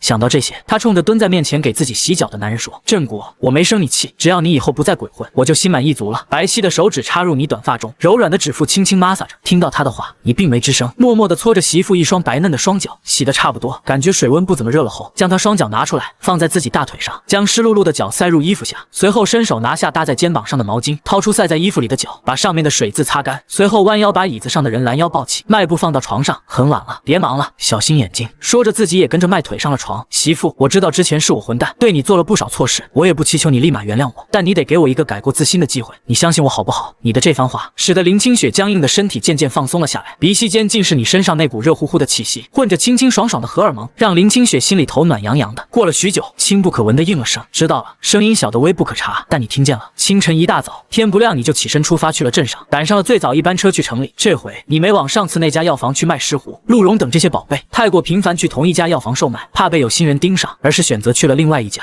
药房负责人在看到你要卖的东西后，可以确定你就是最近出手过大货的年轻人，笑脸相迎的把人领进去了一个单间，仔细瞧了一番你带来的东西，没什么问题。虽然不知道你怎么会频频有货源，但听说过你，所以并没有压价。你也没想到这事这么顺当，数了数手里头那厚厚一沓的大团结，确认金额无误后，往兜里空间里一揣，就去了国营商场。进去准备给丈母娘挑选一些补品，却意外碰见了上辈子人生中的一个大贵人王书记。只是不知道他怎么会出现在这个小县城，看着还非常年轻，风华正茂的他，勾起了上辈子的一些往事，用不了了10年，这人就会进入 S 市，被提拔做了一把手。你本想上去打招呼，可这一世两人还没见过面，彼此都不认识，贸然上去打招呼显得很奇怪。想了想，还是算了。如果有缘分，跟他在 S 市还会再见的，毕竟往后发展，自己还会选择 S 市，那里是你上辈子生活了几十年的地界。你挑好东西，拎着准备离开时，听到王书记那边闹哄哄的，周围也围了一圈人在看热闹。你顿住脚步，调转方向，朝着那边走了过去。柜台的女服务员拽着穿黄褂子的王新军袖子，大声嚷嚷着：“嘿，我说你这人咋这么不讲究？弄坏了东西照价赔偿，不赔就想走。”王新军刚才转身的时候，衣服勾到了柜台，里面一块梅花手表摔在地上，坏了。他是个读书人，看着柜台服务员如此蛮横的架势，涨红着脸解释：“这位女同志，你误会了，我没想跑，我身上的钱不够，车就在外面，我出去拿了钱给你送过来，这是我工作证件，先压在你这里。”柜台服务员接过他证件看了一眼，一脸鄙夷：“你弄个假证件在这里糊弄谁呢？你出了这个大门，跑了我找谁说理去？你是想让我自己赔吗？”说着把证件随手扔在地上，你弯腰捡起地上的工作证，交给了王新军，目光看向女柜员问：“多少钱？我帮他给。”女柜员上下打量了你一番，笑的那叫一个轻蔑。知道这是多少钱吗？这乡巴佬上下嘴皮子一碰，就敢瞎胡说，一共127块5毛，拿钱吧。说着伸出手，你二话没说，从口袋里掏出一叠大团结递给女柜员：“你找钱吧。”看着手里的钱，女柜员带着惊讶错愕，反复数了数，点了点头说：“好嘞，同志你稍等。”周围的人见没热闹可看，发出一阵嘘声，轰然散了。王新军推了推鼻梁上的眼镜，目光看着面前比自己高一头的男人。刚才那么多人围观，没有一个人愿意帮自己说句话，可这人二话不说就帮自己解了围。看他穿着也不像是个有钱的，这笔钱对他来说肯定不是小数目。想到这里，王新军心中对这个陌生人不胜感激，世上还是好人多啊。刚才真的谢谢你帮我解围，我车上有钱，车就停在外面，麻烦你跟我一起去取吧。你点了点头，跟着王新军一起走出来，果然看见路边停了一辆黑色小轿车。这个年代就开上小轿车了，看来之前传他背景深厚是真的。王新军打开车门，从车上拿出包，数出钱递给你：“小兄弟，再次谢谢你，你去哪里？我送你吧。”你接过钱，连数都没数就往兜里一揣，想着身上带着这么多东西，坐班车确实没坐他车方便，倒也没跟他客气，那就麻烦你了。接着把自己家地址报给了王新军，然后坐上了副驾驶。途中，两个平日里完全没有交集的人聊着天，完全没有话不投机，相反像是多年不见的老熟人似的，聊得非常投缘。王新军原本还以为这个年轻人就是个普通人，可聊天中发现压根不是那回事。这人看起来深不可测，年纪轻轻却拥有着这个年龄本不该有的沉稳，总觉得这人并非自己表面看起来那么简单，不禁升起一个想法，或许这人以后说不定能成大器。车子开到院子门口，你探身从车里迈腿下了车，然后将给丈母娘买的补品从后备箱拿了下来，弯腰冲着车内的王新军道了谢。王新军扬起笑容应了一声：“没事，兄弟，我们有缘再见。”说着看了一眼你身后的破土坯房子，然后掉了个头，驱车离开了。你拎着东西进了屋，一眼就瞧见媳妇手里正拿着一件男人的外套。你走上前，把拎着的东西放在桌上，瞅见自己媳妇想把衣裳往身后藏，眼疾手快，一把从他手里夺过那件蓝褂子，咧嘴笑着问：“媳妇，这给我买的。”说着就把外套往身上一套。林清雪见你把外套穿在身上，领子没弄好，下意识走上前，踮起脚尖，抬起胳膊，伸手给你整了整领子。整好之后，往后退了几步，上下打量了一番，肩宽大小都合适的很，就跟量身定做的一样。犹豫了一下，开口解释：“我看天凉了，就带着闺女去镇上给你买了件新褂子。”你一听，再瞅见他眼神躲躲闪闪的，心里头明白他不自信，担心这担心那的，心里头那叫一个乐呵。他能给自己主动买衣服，这可是头一遭。你迈开步子，伸手把他人带入怀中：“谢谢你啊，媳妇，这衣服我很喜欢。”说话间，这才发现屋内还有个大电灯泡，李甜甜怀里抱着孩子，俩眼珠子瞪得跟俩铜铃似的，瞧着你亲小嫂子的时候，整个人都惊呆了。自己这么大个人处在屋里头，你该不会又没瞅见吧？眼下自己刚看了不该看的，会不会长针眼？自己啥时候能回城亲自己的亲哥哥？走神儿时，他涨红着脸，挤出一抹假笑，抱着孩子匆匆进了自己住的西屋。林清雪被你亲得气息不稳，软绵绵的靠在他结实的胸膛，听着你强而有力的心跳声，开口软软问了句：“吃饭没？饿不饿？我给你做饭。”你揽着媳妇进了睡觉的东屋，随后把她按坐在凳子上，将贴身放着的布袋拿了出来：“这个你收起来放好。”林清雪抬眼瞅了瞅男人，收回视线，打开还带着体温的布袋子，当看到里面装的都是大团结后，连忙紧捂住那布袋子，慌忙看了一眼门口，确定不连门外头没人，这才起身压低音量问：“咋这么多哩？”声音中带着一丝害怕。你拿回来的钱一回比一回多，心里头既是欢喜又是害怕，真怕你背地里头干了啥不好的勾当。瞅着媳妇可爱的模样，你忍不住笑了起来，这才哪儿到哪儿，以后的钱只会更多。你轻叹了口气，如今的幸福就跟做梦似的。你蹲在媳妇面前，与她四目相对。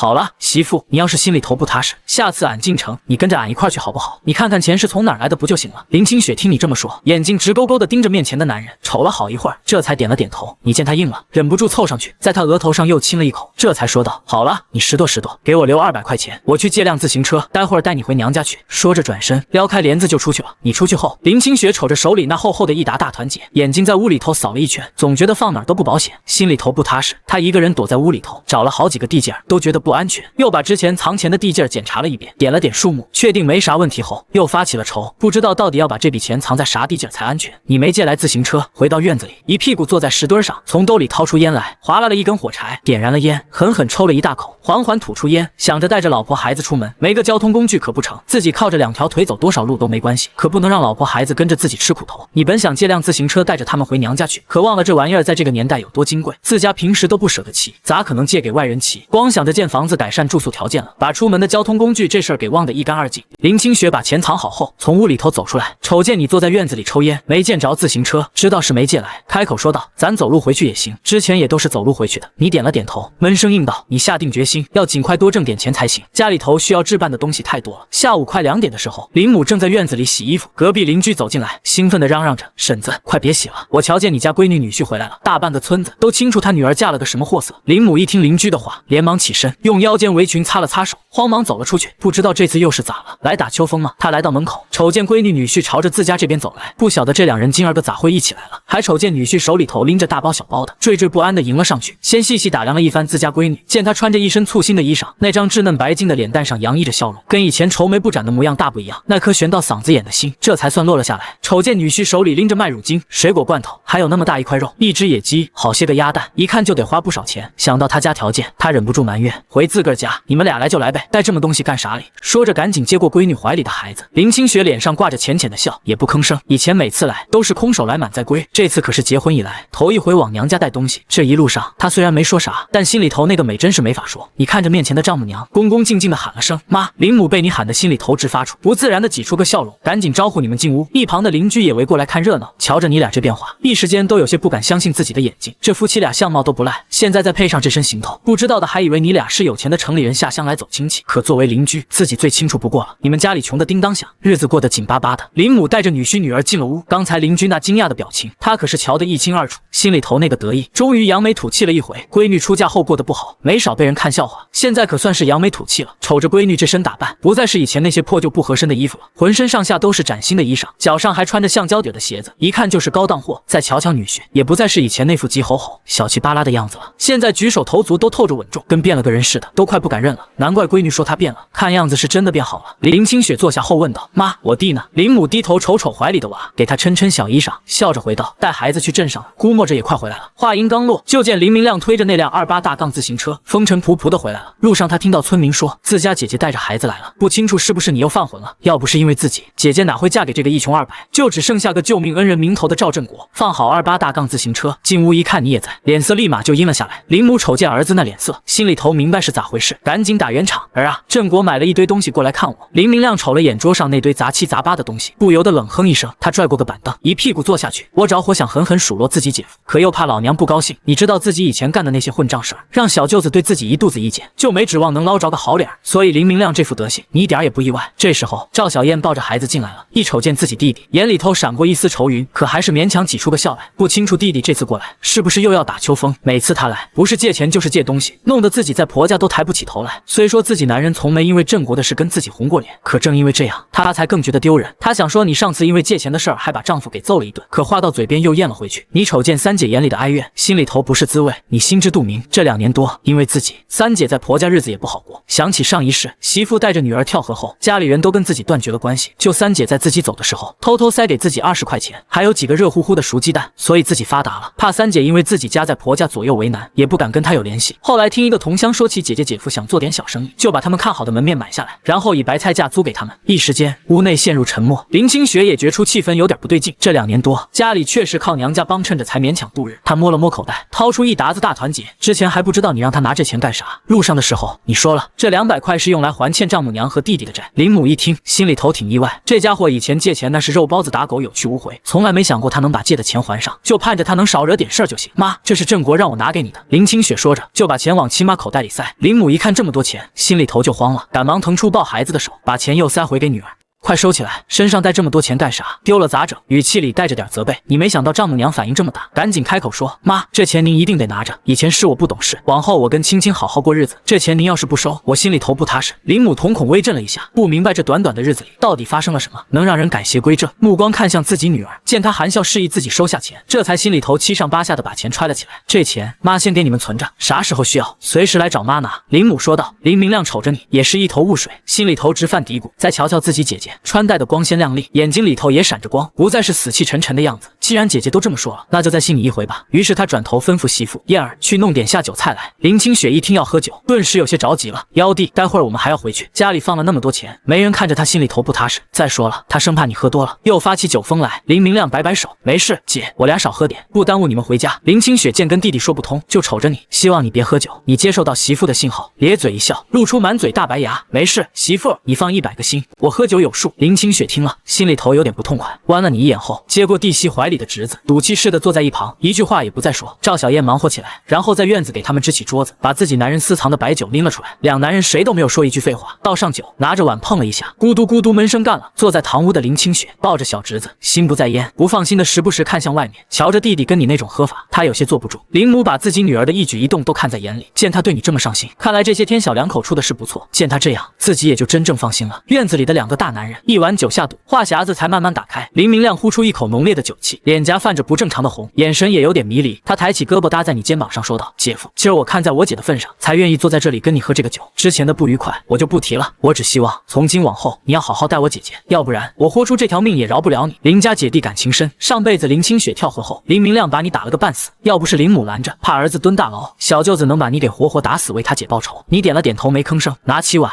仰头把里面的2两烧刀子一口气闷了，那酒辛辣无比，顺着喉咙流下去，烧得人胃里火辣辣的。林清雪坐不住了，抱着孩子走了出来，冲着你喊：嘿，你还要不要回家？你一听媳妇的话，赶紧放下酒碗，英俊的脸上扬起笑容，不喝了，这点酒对你来说不算啥，不知道是太开心了，还是酒劲上来了，你有点晕乎乎的。林清雪去拉你，露出了小胳膊上那抹不易察觉的紫黑痕迹。林明亮的注意力被吸引，眼神瞬间变得凌厉，心中涌起一股难以名状的愤怒。他猛地站起身，摔了酒碗，一把揪住你的衣领，愤怒的质问：你对我姐做了什么？她手上的伤是怎么回事？还说你改好了，我看是狗改不了吃屎，你改个屁！你被这突如其来的质问弄得措手不及。林明亮这是喝醉了，发什么酒疯？目光看向林清雪的手腕，这才恍然大悟。你急忙解释，你误会了。说到这里说不下去了，那确实是你弄的，但不像是林明亮想象的这样。你这支支吾吾的样子，更是让林明亮坚持了自己的推测。他哪里肯听？他只相信自己看到的。姐姐林清雪向来柔弱，如今手腕上竟有这样的伤痕，他怎能不心疼？他一拳挥向你，嘴里怒骂：你个混蛋，竟然敢欺负我姐！你被打得踉跄几步，险些摔倒。你捂着疼痛的脸颊，却并没有还手，只是不断的重复：弟儿，你真的误会了，我没有欺负你姐。林清雪见状，急忙上前拉住弟弟，焦急的解释：弟弟，你真的误会了，这伤是我自己不小心弄的，跟他没关系，你别打他了。姐，你有委屈就说，大不了离婚回来，咱家不缺你这口饭吃，嫁不出去当老姑娘也无所谓。林清雪很感动，但这次真的是她误会了，她只能红着脸在赵小燕耳边低语了几句。赵小燕听完，诧异的看着她，然后在她坚定的目光下，踮着脚在林明亮耳边说着什么。林明亮听完后看向姐姐，见她朝自己点点头，赵小燕转述的话不像是在说谎，这才慢慢松开了你的衣领。但她心中的怒气并未完全消散，只是强忍着没有再发作。对于林明亮的误会，你倒是觉得很正常，你上辈子就是个混球，也没少打林清雪，所以你压根就没有还手。林清雪看着你流血的嘴角，心里也是一阵心疼。她知道弟弟是出于保护她的心态才这样做的，但她也知道你这次是无辜的。她瞪了眼你，要不是你太能折腾了，弟弟又怎么会误会？跟赵小燕嘀咕了半天，林明亮还是不太敢信，做那事还能把胳膊伤成那样，但看看姐姐羞涩的模样，好像还是真的。林明亮不想道歉，只是恶狠狠地说：你要是敢打我姐，你给我等着！不会的，我会好好对清雪的，你再三保证。经过这场风波，林明亮对你的态度也有所改观。他姐夫之前多混的一个人，连狗见了都夹着尾巴，被他打了居然也不还手，只是低眉顺眼，委屈巴巴地看着他姐。回去的路上，你大脑感觉颇为亢奋，弓着高大的身体，下巴垫在媳妇的肩膀上，嘴里时不时重复喊着媳妇。所幸路上没什么行人，林清雪才不至于觉得骚得慌。不知道这人怎么又开始耍酒疯了。以前喝醉后他力气大得很，但凡稍微有点不顺他心就要折腾自己，可现在贴在自己身后跟着的人显得十分粘人，时不时拉着他的手，附在他耳边说话，喷洒出来的酒气气，弄得脖梗痒痒的。临近村子时，他停下脚步，对着身后的人说：“你给我站好，好好走路。”说着，把怀里的女儿调整了一下姿势，一路上抱着走回来，胳膊确实累得有些酸痛。这人一直想抱，可他喝了酒，哪里敢给他抱？虽然走路十分稳，但黑乎乎的不敢冒那个险。被媳妇训斥的你，直起腰身，乖乖跟在媳妇身后。翌日，你带着东西准备上山。你今天上山的主要目的是验证一下他的猜测。前几天，你薅了把野芹菜想带回家调味用，却发现扔不进空间。你当时以为空间坏掉了，可扔其他东西都是正常的。你没敢吃，把那把野芹菜带到了村卫生室。村医告诉他，那不是野芹菜，而是毒芹。毒芹与野芹菜在外观上非常相似，但毒芹全株有毒，误食毒芹后可能出现口腔灼热、肿胀、剧烈腹泻、呼吸困难等症状，严重者可能在10余小时内死亡。你给村医塞了2包烟和1只兔子，报答他的救命之恩。临走的时候，村医还偷偷摸摸给你塞了本神农百草经，跟你说山上的东西千万不能乱吃，还给你塞了包自制的驱虫药粉。你怀疑自己的空间有变毒的能力，走在郁郁葱葱的小路上，你不时地弯下腰，拨开草丛探寻着，不久就发现了许多野生蘑菇，其中不乏一些看起来十分诱人的香菇。你一边摘一边往空间里扔，跟你推测的差不多，那些色彩斑斓、一看就有毒的蘑菇无法被收进空间，这算是空间的附属功能。见毒除了植物外，他还想试试动物。你灵巧的在山林间穿梭，每一步都显得谨慎而敏捷。每当周围传来树叶轻轻摩擦的沙沙声，你会迅速反应，熟练的拿起弹弓，装上弹珠，弹珠以惊人的速度和精准度穿越密集的植被，击中那些试图隐藏在阴影中的毒蛇。被击中的毒蛇瞬间痛苦的扭曲身体，随后便一动不动了。你试了下剁下舌头的蛇和没有剁下舌头的蛇，发现毒蛇被剁下舌头后方能放进空间。你捡起一条7寸子，指尖不断按压，直到摸到毒蛇腹部的一个硬物。接着你从布包里掏出一把小刀，划开毒蛇的腹部，找到蛇胆，用胆管扎紧胆囊口后切下，再撕掉外面的脂膜，小心翼翼地收了起来。蛇胆和蛇肉均可以单独储存在空间内。处理完这些，你看着剩下的蛇身，一边用手帕擦手，一边思考，不知道媳妇吃不吃蛇肉。蛇的肉质很鲜美，先带回去问问吧。她要是不吃，自己再带到集市上售卖。幸亏自己有空间，要不然这蛇胆不太好保存。从空间里取出一瓶2锅头，开封，把10几枚蛇胆扔了进去。新鲜蛇胆除了晾干，泡酒就是最好的保存方法。突然，附近的树林中传来了2声清晰的野鸡叫声，在静谧山林里显得格外响亮。你只是稍微一听，便迅速从腰间取出了弹弓和弹珠。嗖的一声，弹珠在夜色中划出一道流畅的轨迹，如同夜空中划过的流星，迅猛而精准地射了出去。一只正欢快地在林间跳跃的野鸡，还没来得及反应，就被一颗急速飞来的弹珠击中了身体，瞬间失去了活力，跌落在地上无法动弹。你快步走上前，轻轻拾起这只还带着弹珠的野鸡。小鸡炖蘑菇绝配，媳妇，我回来了。你将2个箩筐放在院子里。林清雪看了一眼，今天收获不错吗？你一边洗手一边问林清雪，媳妇，你吃蛇肉吗？林清雪瞥了眼那条墨绿交织的大花蛇，光是看着就让她倒胃口，更别说吃了。不吃那就不做。你见林清雪拒绝的干脆，知道她不好这口，便有些惋惜的把蛇塞进箩筐，用草盖上，防止碍了媳妇的眼。洗完手，你将采摘的蘑菇、香菇都拿出来晾晒，野菜也洗净了一部分，准备做成菜干，另一部分则用来做咸菜。你做饭的动作很快，没一会儿就喊着林清雪吃饭了。郑果，这个汤怎么这么好喝？林清雪好奇地问。这是用山上的野菜和菌菇做的汤，我摘了很多回来，眼看冬天就要来了，现在多摘点晒干，冬天也能当菜吃，真好吃。林清雪赞不绝口，一边夹着菜一边说道，她自己其实吃不了那么多，吃了1张饼，喝了1碗汤就足够了。不过这些东西不能随便摘哦，有些是有毒的，不认识的人如果误食了可能会中毒身亡。你提醒道。郑果，你怎么懂这么多？林清雪好奇地问。大概是知识的力量，反正一看到就知道有没有毒了。林清雪也没有再多问什么，这样子的你很好，比之前好太多了，她很喜欢。次日傍晚，你洗了个澡，换了套干净衣服，带着林清雪去了四叔家。娶媳妇的是你远房堂叔的儿子，按村里习惯，明天娶新媳妇，今儿个晚上招待近亲，坐下来吃个饭。男人单独一桌喝酒，女人另外一桌吃饭闲聊。这时候，四婶子抱着个罐子走到女桌，这是家里酿的果酒，度数不大，喝不醉人，都喝点儿。说着面带陪笑，清楚你是个厉害的，宠媳妇也宠得厉害，怕得罪她。四婶子率先拿起林清雪面前的碗，给她倒了一碗，喝吧，清雪，甜的，不辣。林清雪看着碗里的果酒，端起来闻了闻，带着淡淡的香甜，喝了一口，虽然算不上甜，还带点酸涩，但味道确实还不错。喝下去后，并没有那么强的辛辣感，不像酒，倒像是汽水。这时候，一旁张王家媳妇忍不住大着胆子，凑到林清雪耳边小声说：“清雪，看好你家男人，你瞅瞅会，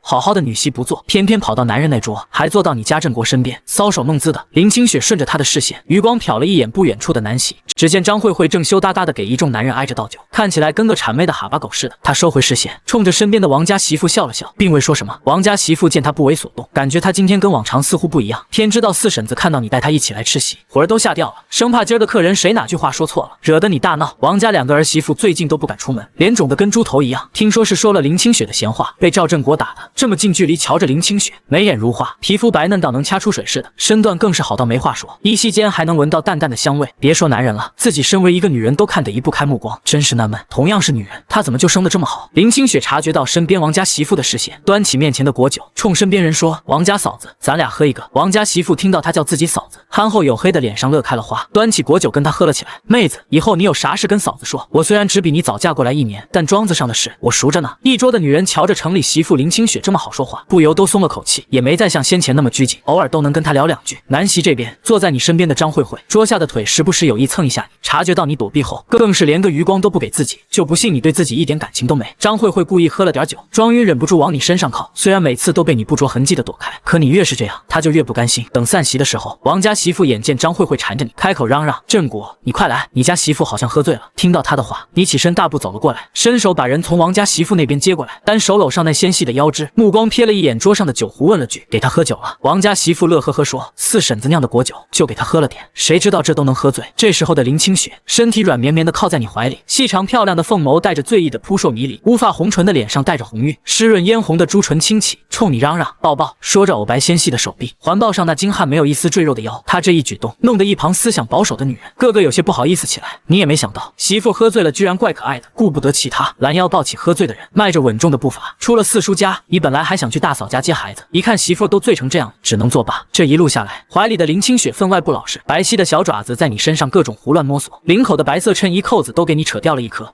你差点忍不住在野外把媳妇给办了，忍了又忍，才忍住了。好在是晚上，夜里黑，一路上也没什么人，把人抱进屋，踱步来到卧室，弯腰探身把人放在床上，随后你蹲在院子里守着，从裤袋里摸出烟点燃后，嘴里叼着烟，仰着头深深抽了一大口，盖心房，真的是刻不容缓了。次日，林清雪是被鞭炮声吵醒的，她带着睡意惺忪的眸子撑着身体坐了起来，软绵绵的靠在床头。记得昨晚去四叔家吃了酒，当时因为觉得果酒好喝，就贪嘴多喝了点，在后面就不怎么记得了。卧室外的你听到屋内的动静，来到门口，媳妇儿你起来了吗？庆祥娶的新媳妇快进村了，换好衣服我带你去瞧新媳妇。卧室内换好衣服的林清雪撩开帘子走了出来，问振国：“咱孩子呢？一直让大嫂帮忙不好吧？”“没事，大嫂说她不爱凑热闹，我们一会儿去接她。”她开心的去院子简单洗漱了一下，跟着你去看热闹。此刻庆祥家的小院屋里屋外都是人，异常热闹。你一来，张慧慧就看见你了，1米8多的你在人群中宛如鹤立鸡群。林清雪还觉得有点不好意思，但你非常好意思，你拽着林清雪的胳膊，让她挽着自己。合法媳妇儿挽个胳膊怎么了？你侧脸看了一眼挽着自己胳膊的人，随后收回视线说了句：“以后不许跟别人喝酒。”磁性的嗓音带着不容置疑的严肃。听到自家男人的话，林清雪不明所以，无所谓的仰脸看身侧的自家男人。当瞧见你敞开的领口带着遮不住的齿痕，隐约还能看到没消的抓痕时，愣了一下神。难道是昨晚自己喝醉后发了酒疯闹的？联想到早晨穿着你的衣服，自认为脸皮已经比之前厚了，可还是隐隐感觉脸颊有些可耻的发烫了起来。你敛着眼眸，当瞧那鹅白的双颊带着绯红，暗自疑惑，他这是害羞了。林清雪对视上自家男人审视疑惑的目光，没好气的弯了你一眼，看什么看？接着在你腰间狠狠掐了一下，毫不矫情地说：“你只能看我，听到没有？”见他如此，你薄而有型的唇角微微勾起一个夸张的幅度，接着瞥了一眼他身上穿着的新衣服，收回视线，看着李成的一对新婚佳人，你俩的一举一动都落入不远处张慧慧的眼里。此刻，他感觉自己心里异常难受，觉得林清雪现在拥有的一切原本都该属于自己的，他后悔了，后悔当初听家里说这就是个小混混，没出息，没有继续死缠烂打下去。不论如何，他都没办法放弃振国哥这么好的男人，不论外形条件还是本事，振国哥都比现在自己这个相亲认识的对象好太多了。不管怎么样，他一定要把振国哥重新抢回来才行。依照振国哥的能力，让他天天吃肉穿新衣服都不是什么问题。想到这些，张慧慧单手整理了一下衣服，又拢了拢绑着的马尾辫，越过人群来到他们夫妻面前，含情脉脉说：“振国哥，喝汽水。”说着将手里的汽水瓶子递到你面前，你单手插在裤子口袋，另外一只手胳膊任身边人挽着，视线看向张慧慧，不咸不淡说：“你喝吧，我不渴。”这时候不知道是谁起哄要闹新郎，关键时刻新郎把新娘子推出起哄的人群，一些年轻未婚的半大孩子瞬间沸腾了起来，一时间院子里乱哄哄的。你见此，伸手将身边人紧紧护在怀中，避开人群触碰，仔细的护着他走出推攘热闹的人群。出来后，幽深的眸子在他身上打量了一番，有没有被人碰到。见他摇头，才收回视线，牵上那葱白如玉的手回家。然而这时候，人群中的张慧慧没能走出来，她感觉好几只手趁乱在自己身上胡乱摸，这使得还未出嫁的她受到惊吓的同时倍感耻辱，想要出去，可不知道是谁又把自己推了进来。这期间胸口的扣子都不知道被谁扯开了，露出里面的白色色小背心，焦急害怕的双手护着胸口，红着眼眶，不知道该怎么办，想要从人群中搜寻到心心念念的人，可这时才发现他怀里护着林清雪离开了。刹那间有些崩溃，忍不住大声喊：“镇国哥，我还在这里！”喧闹声盖过他的呼喊声。林清雪一双眼睛恨不得长在自家男人身上，眼看他棱角分明的轮廓确实好看，难怪那个张慧慧上杆子想给自己女儿当后娘，因此也没看路，脚下被绊的一个趔趄，身子直直向前倾。你见此，眼疾手快的伸出长臂，勾着那纤细的腰肢，将他整个人带入怀中，蹙眉冷声道：“看路！”贴在那结实宽厚的胸膛，林清雪这才松了口气，庆幸没摔个狗吃屎，压根没理会自家男人的话，并肩与他挽着胳膊走在一起时，目光依然粘在他身上。另外这边，庆祥家闹完新郎人群散去后，张慧慧的衣服都被撕扯得不成样子了。因着当时在场的人太多，谁也不承认趁乱对他下手，即便是张慧慧哭得泣不成声，一群看热闹的人愣是没有一个上去替他说句话。直到张慧慧他妈得知消息后，匆匆赶过来，骂骂咧咧把人带了回去。这件事很快也就在村里传开了，不知怎么就传到张慧慧未婚夫那里。他得知这件事后，没有替他出头，而是直接退了亲事。这件事在庄子里成了饭前茶后的谈资。数月后，新房上梁那天，村里大半人都来了。你站在梯子上，亲手把最后一根主梁稳稳当当的架上去，鞭炮声噼里啪啦炸响，红色的碎屑像花瓣一样落在刚砌好的青砖墙上。2层的楼房在秋日阳光下泛着崭新的光泽，玻璃窗明晃晃的，在整个赵家洼都是头一份。你站在院子里，怀里抱着闺女，眼睛却一直往人群里找。林清雪穿着一身红毛衣，站在灶台前给帮工的人盛饭，热气腾腾的大锅里炖着你前天从山里打回来的野猪肉，香味飘得满村都是。她忙得额头沁出细汗，脸颊红扑扑的，时不时抬眼朝你看过来，目光一对上，就又飞快地移开。李甜甜端着碗凑到林清雪身边，小声说：“嫂子，你瞅大哥那眼神，跟长你身上了似的。”林清雪没吭声，耳根子却红了。天黑下来后，帮工的人陆续散了，新房子还没完全干透，一家3口仍旧睡在老屋的东间。闺女在小床上睡熟了，你躺在炕上，借着窗外透进来的月光，看着怀里蜷着的人。林清雪枕在你胳膊上，呼吸轻轻的，身上还带着白天忙活后的温热。你低头在她发顶亲了亲，她没醒，只是往你怀里缩了缩。你睁着眼望着屋顶那条被油烟熏黑的房梁，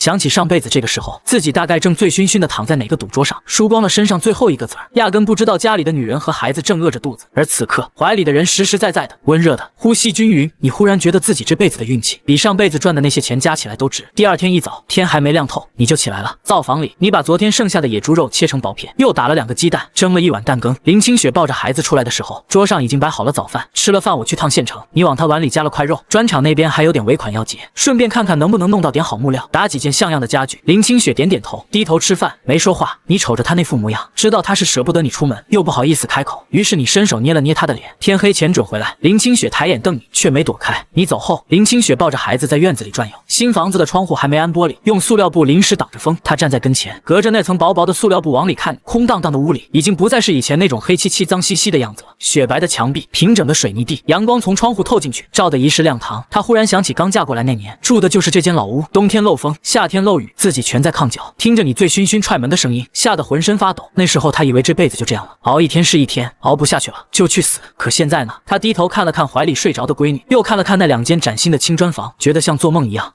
傍晚，你骑着新买的28大杠回来，后座绑着一捆木料，车把上还挂着一包红糖。进院子的时候，林清雪正抱着孩子在夕阳下坐着，身上那件红毛衣被余晖染得暖洋洋的。你支好车子，走过去把孩子接过来，另一只手牵着他的手，往新房里走。走进去看看。推开新房的木门，里面已经收拾得差不多了。堂屋摆着一张新打的8仙桌，是你托人从镇上买的现成的。里屋的炕也盘好了，铺着你从县城带回来的新褥子。林清雪站在里屋门口，看着那面贴着白纸的窗户，忽然想起什么，轻轻说了一句：“要是早有这样的日子。”你没让他说下去，从身后抱住他，下巴搁在他肩上，以后都是这样的日子。怀里的闺女醒了，睁开黑亮的眼睛，咿咿呀呀的伸着小手。林清雪低头看他，嘴角慢慢弯起来。窗外天色彻底暗了下来，远处谁家点了灯，昏黄的光透过纸糊的窗户，星星点点的。村里的狗叫了2声，又安静下去。你把媳妇和孩子都揽在怀里，听着2人的呼吸声，心里头忽然踏实的不得了。上辈子你什么都有了，唯独没了他们，这辈子你什么都不要，只要有他们就够了。门外传来脚步声，是李甜甜从隔壁回来了，小心翼翼的敲了敲堂屋的门。大哥，嫂子，我回来了。林清雪从你怀里挣出来，红着脸去开门。你站在原地看着她的背影，忽然喊了一声媳妇。她回头疑惑的看着你，你笑了笑没说话。她弯了你一眼，转身去招呼李甜甜了。你抱着闺女站在新房的窗户前，看着外面黑漆漆的夜色，闺女咿咿呀呀的叫，小爪子抓你的脸。你低头亲了亲她软乎乎的脸蛋，轻声说：妞妞，咱的好日子才刚开始呢。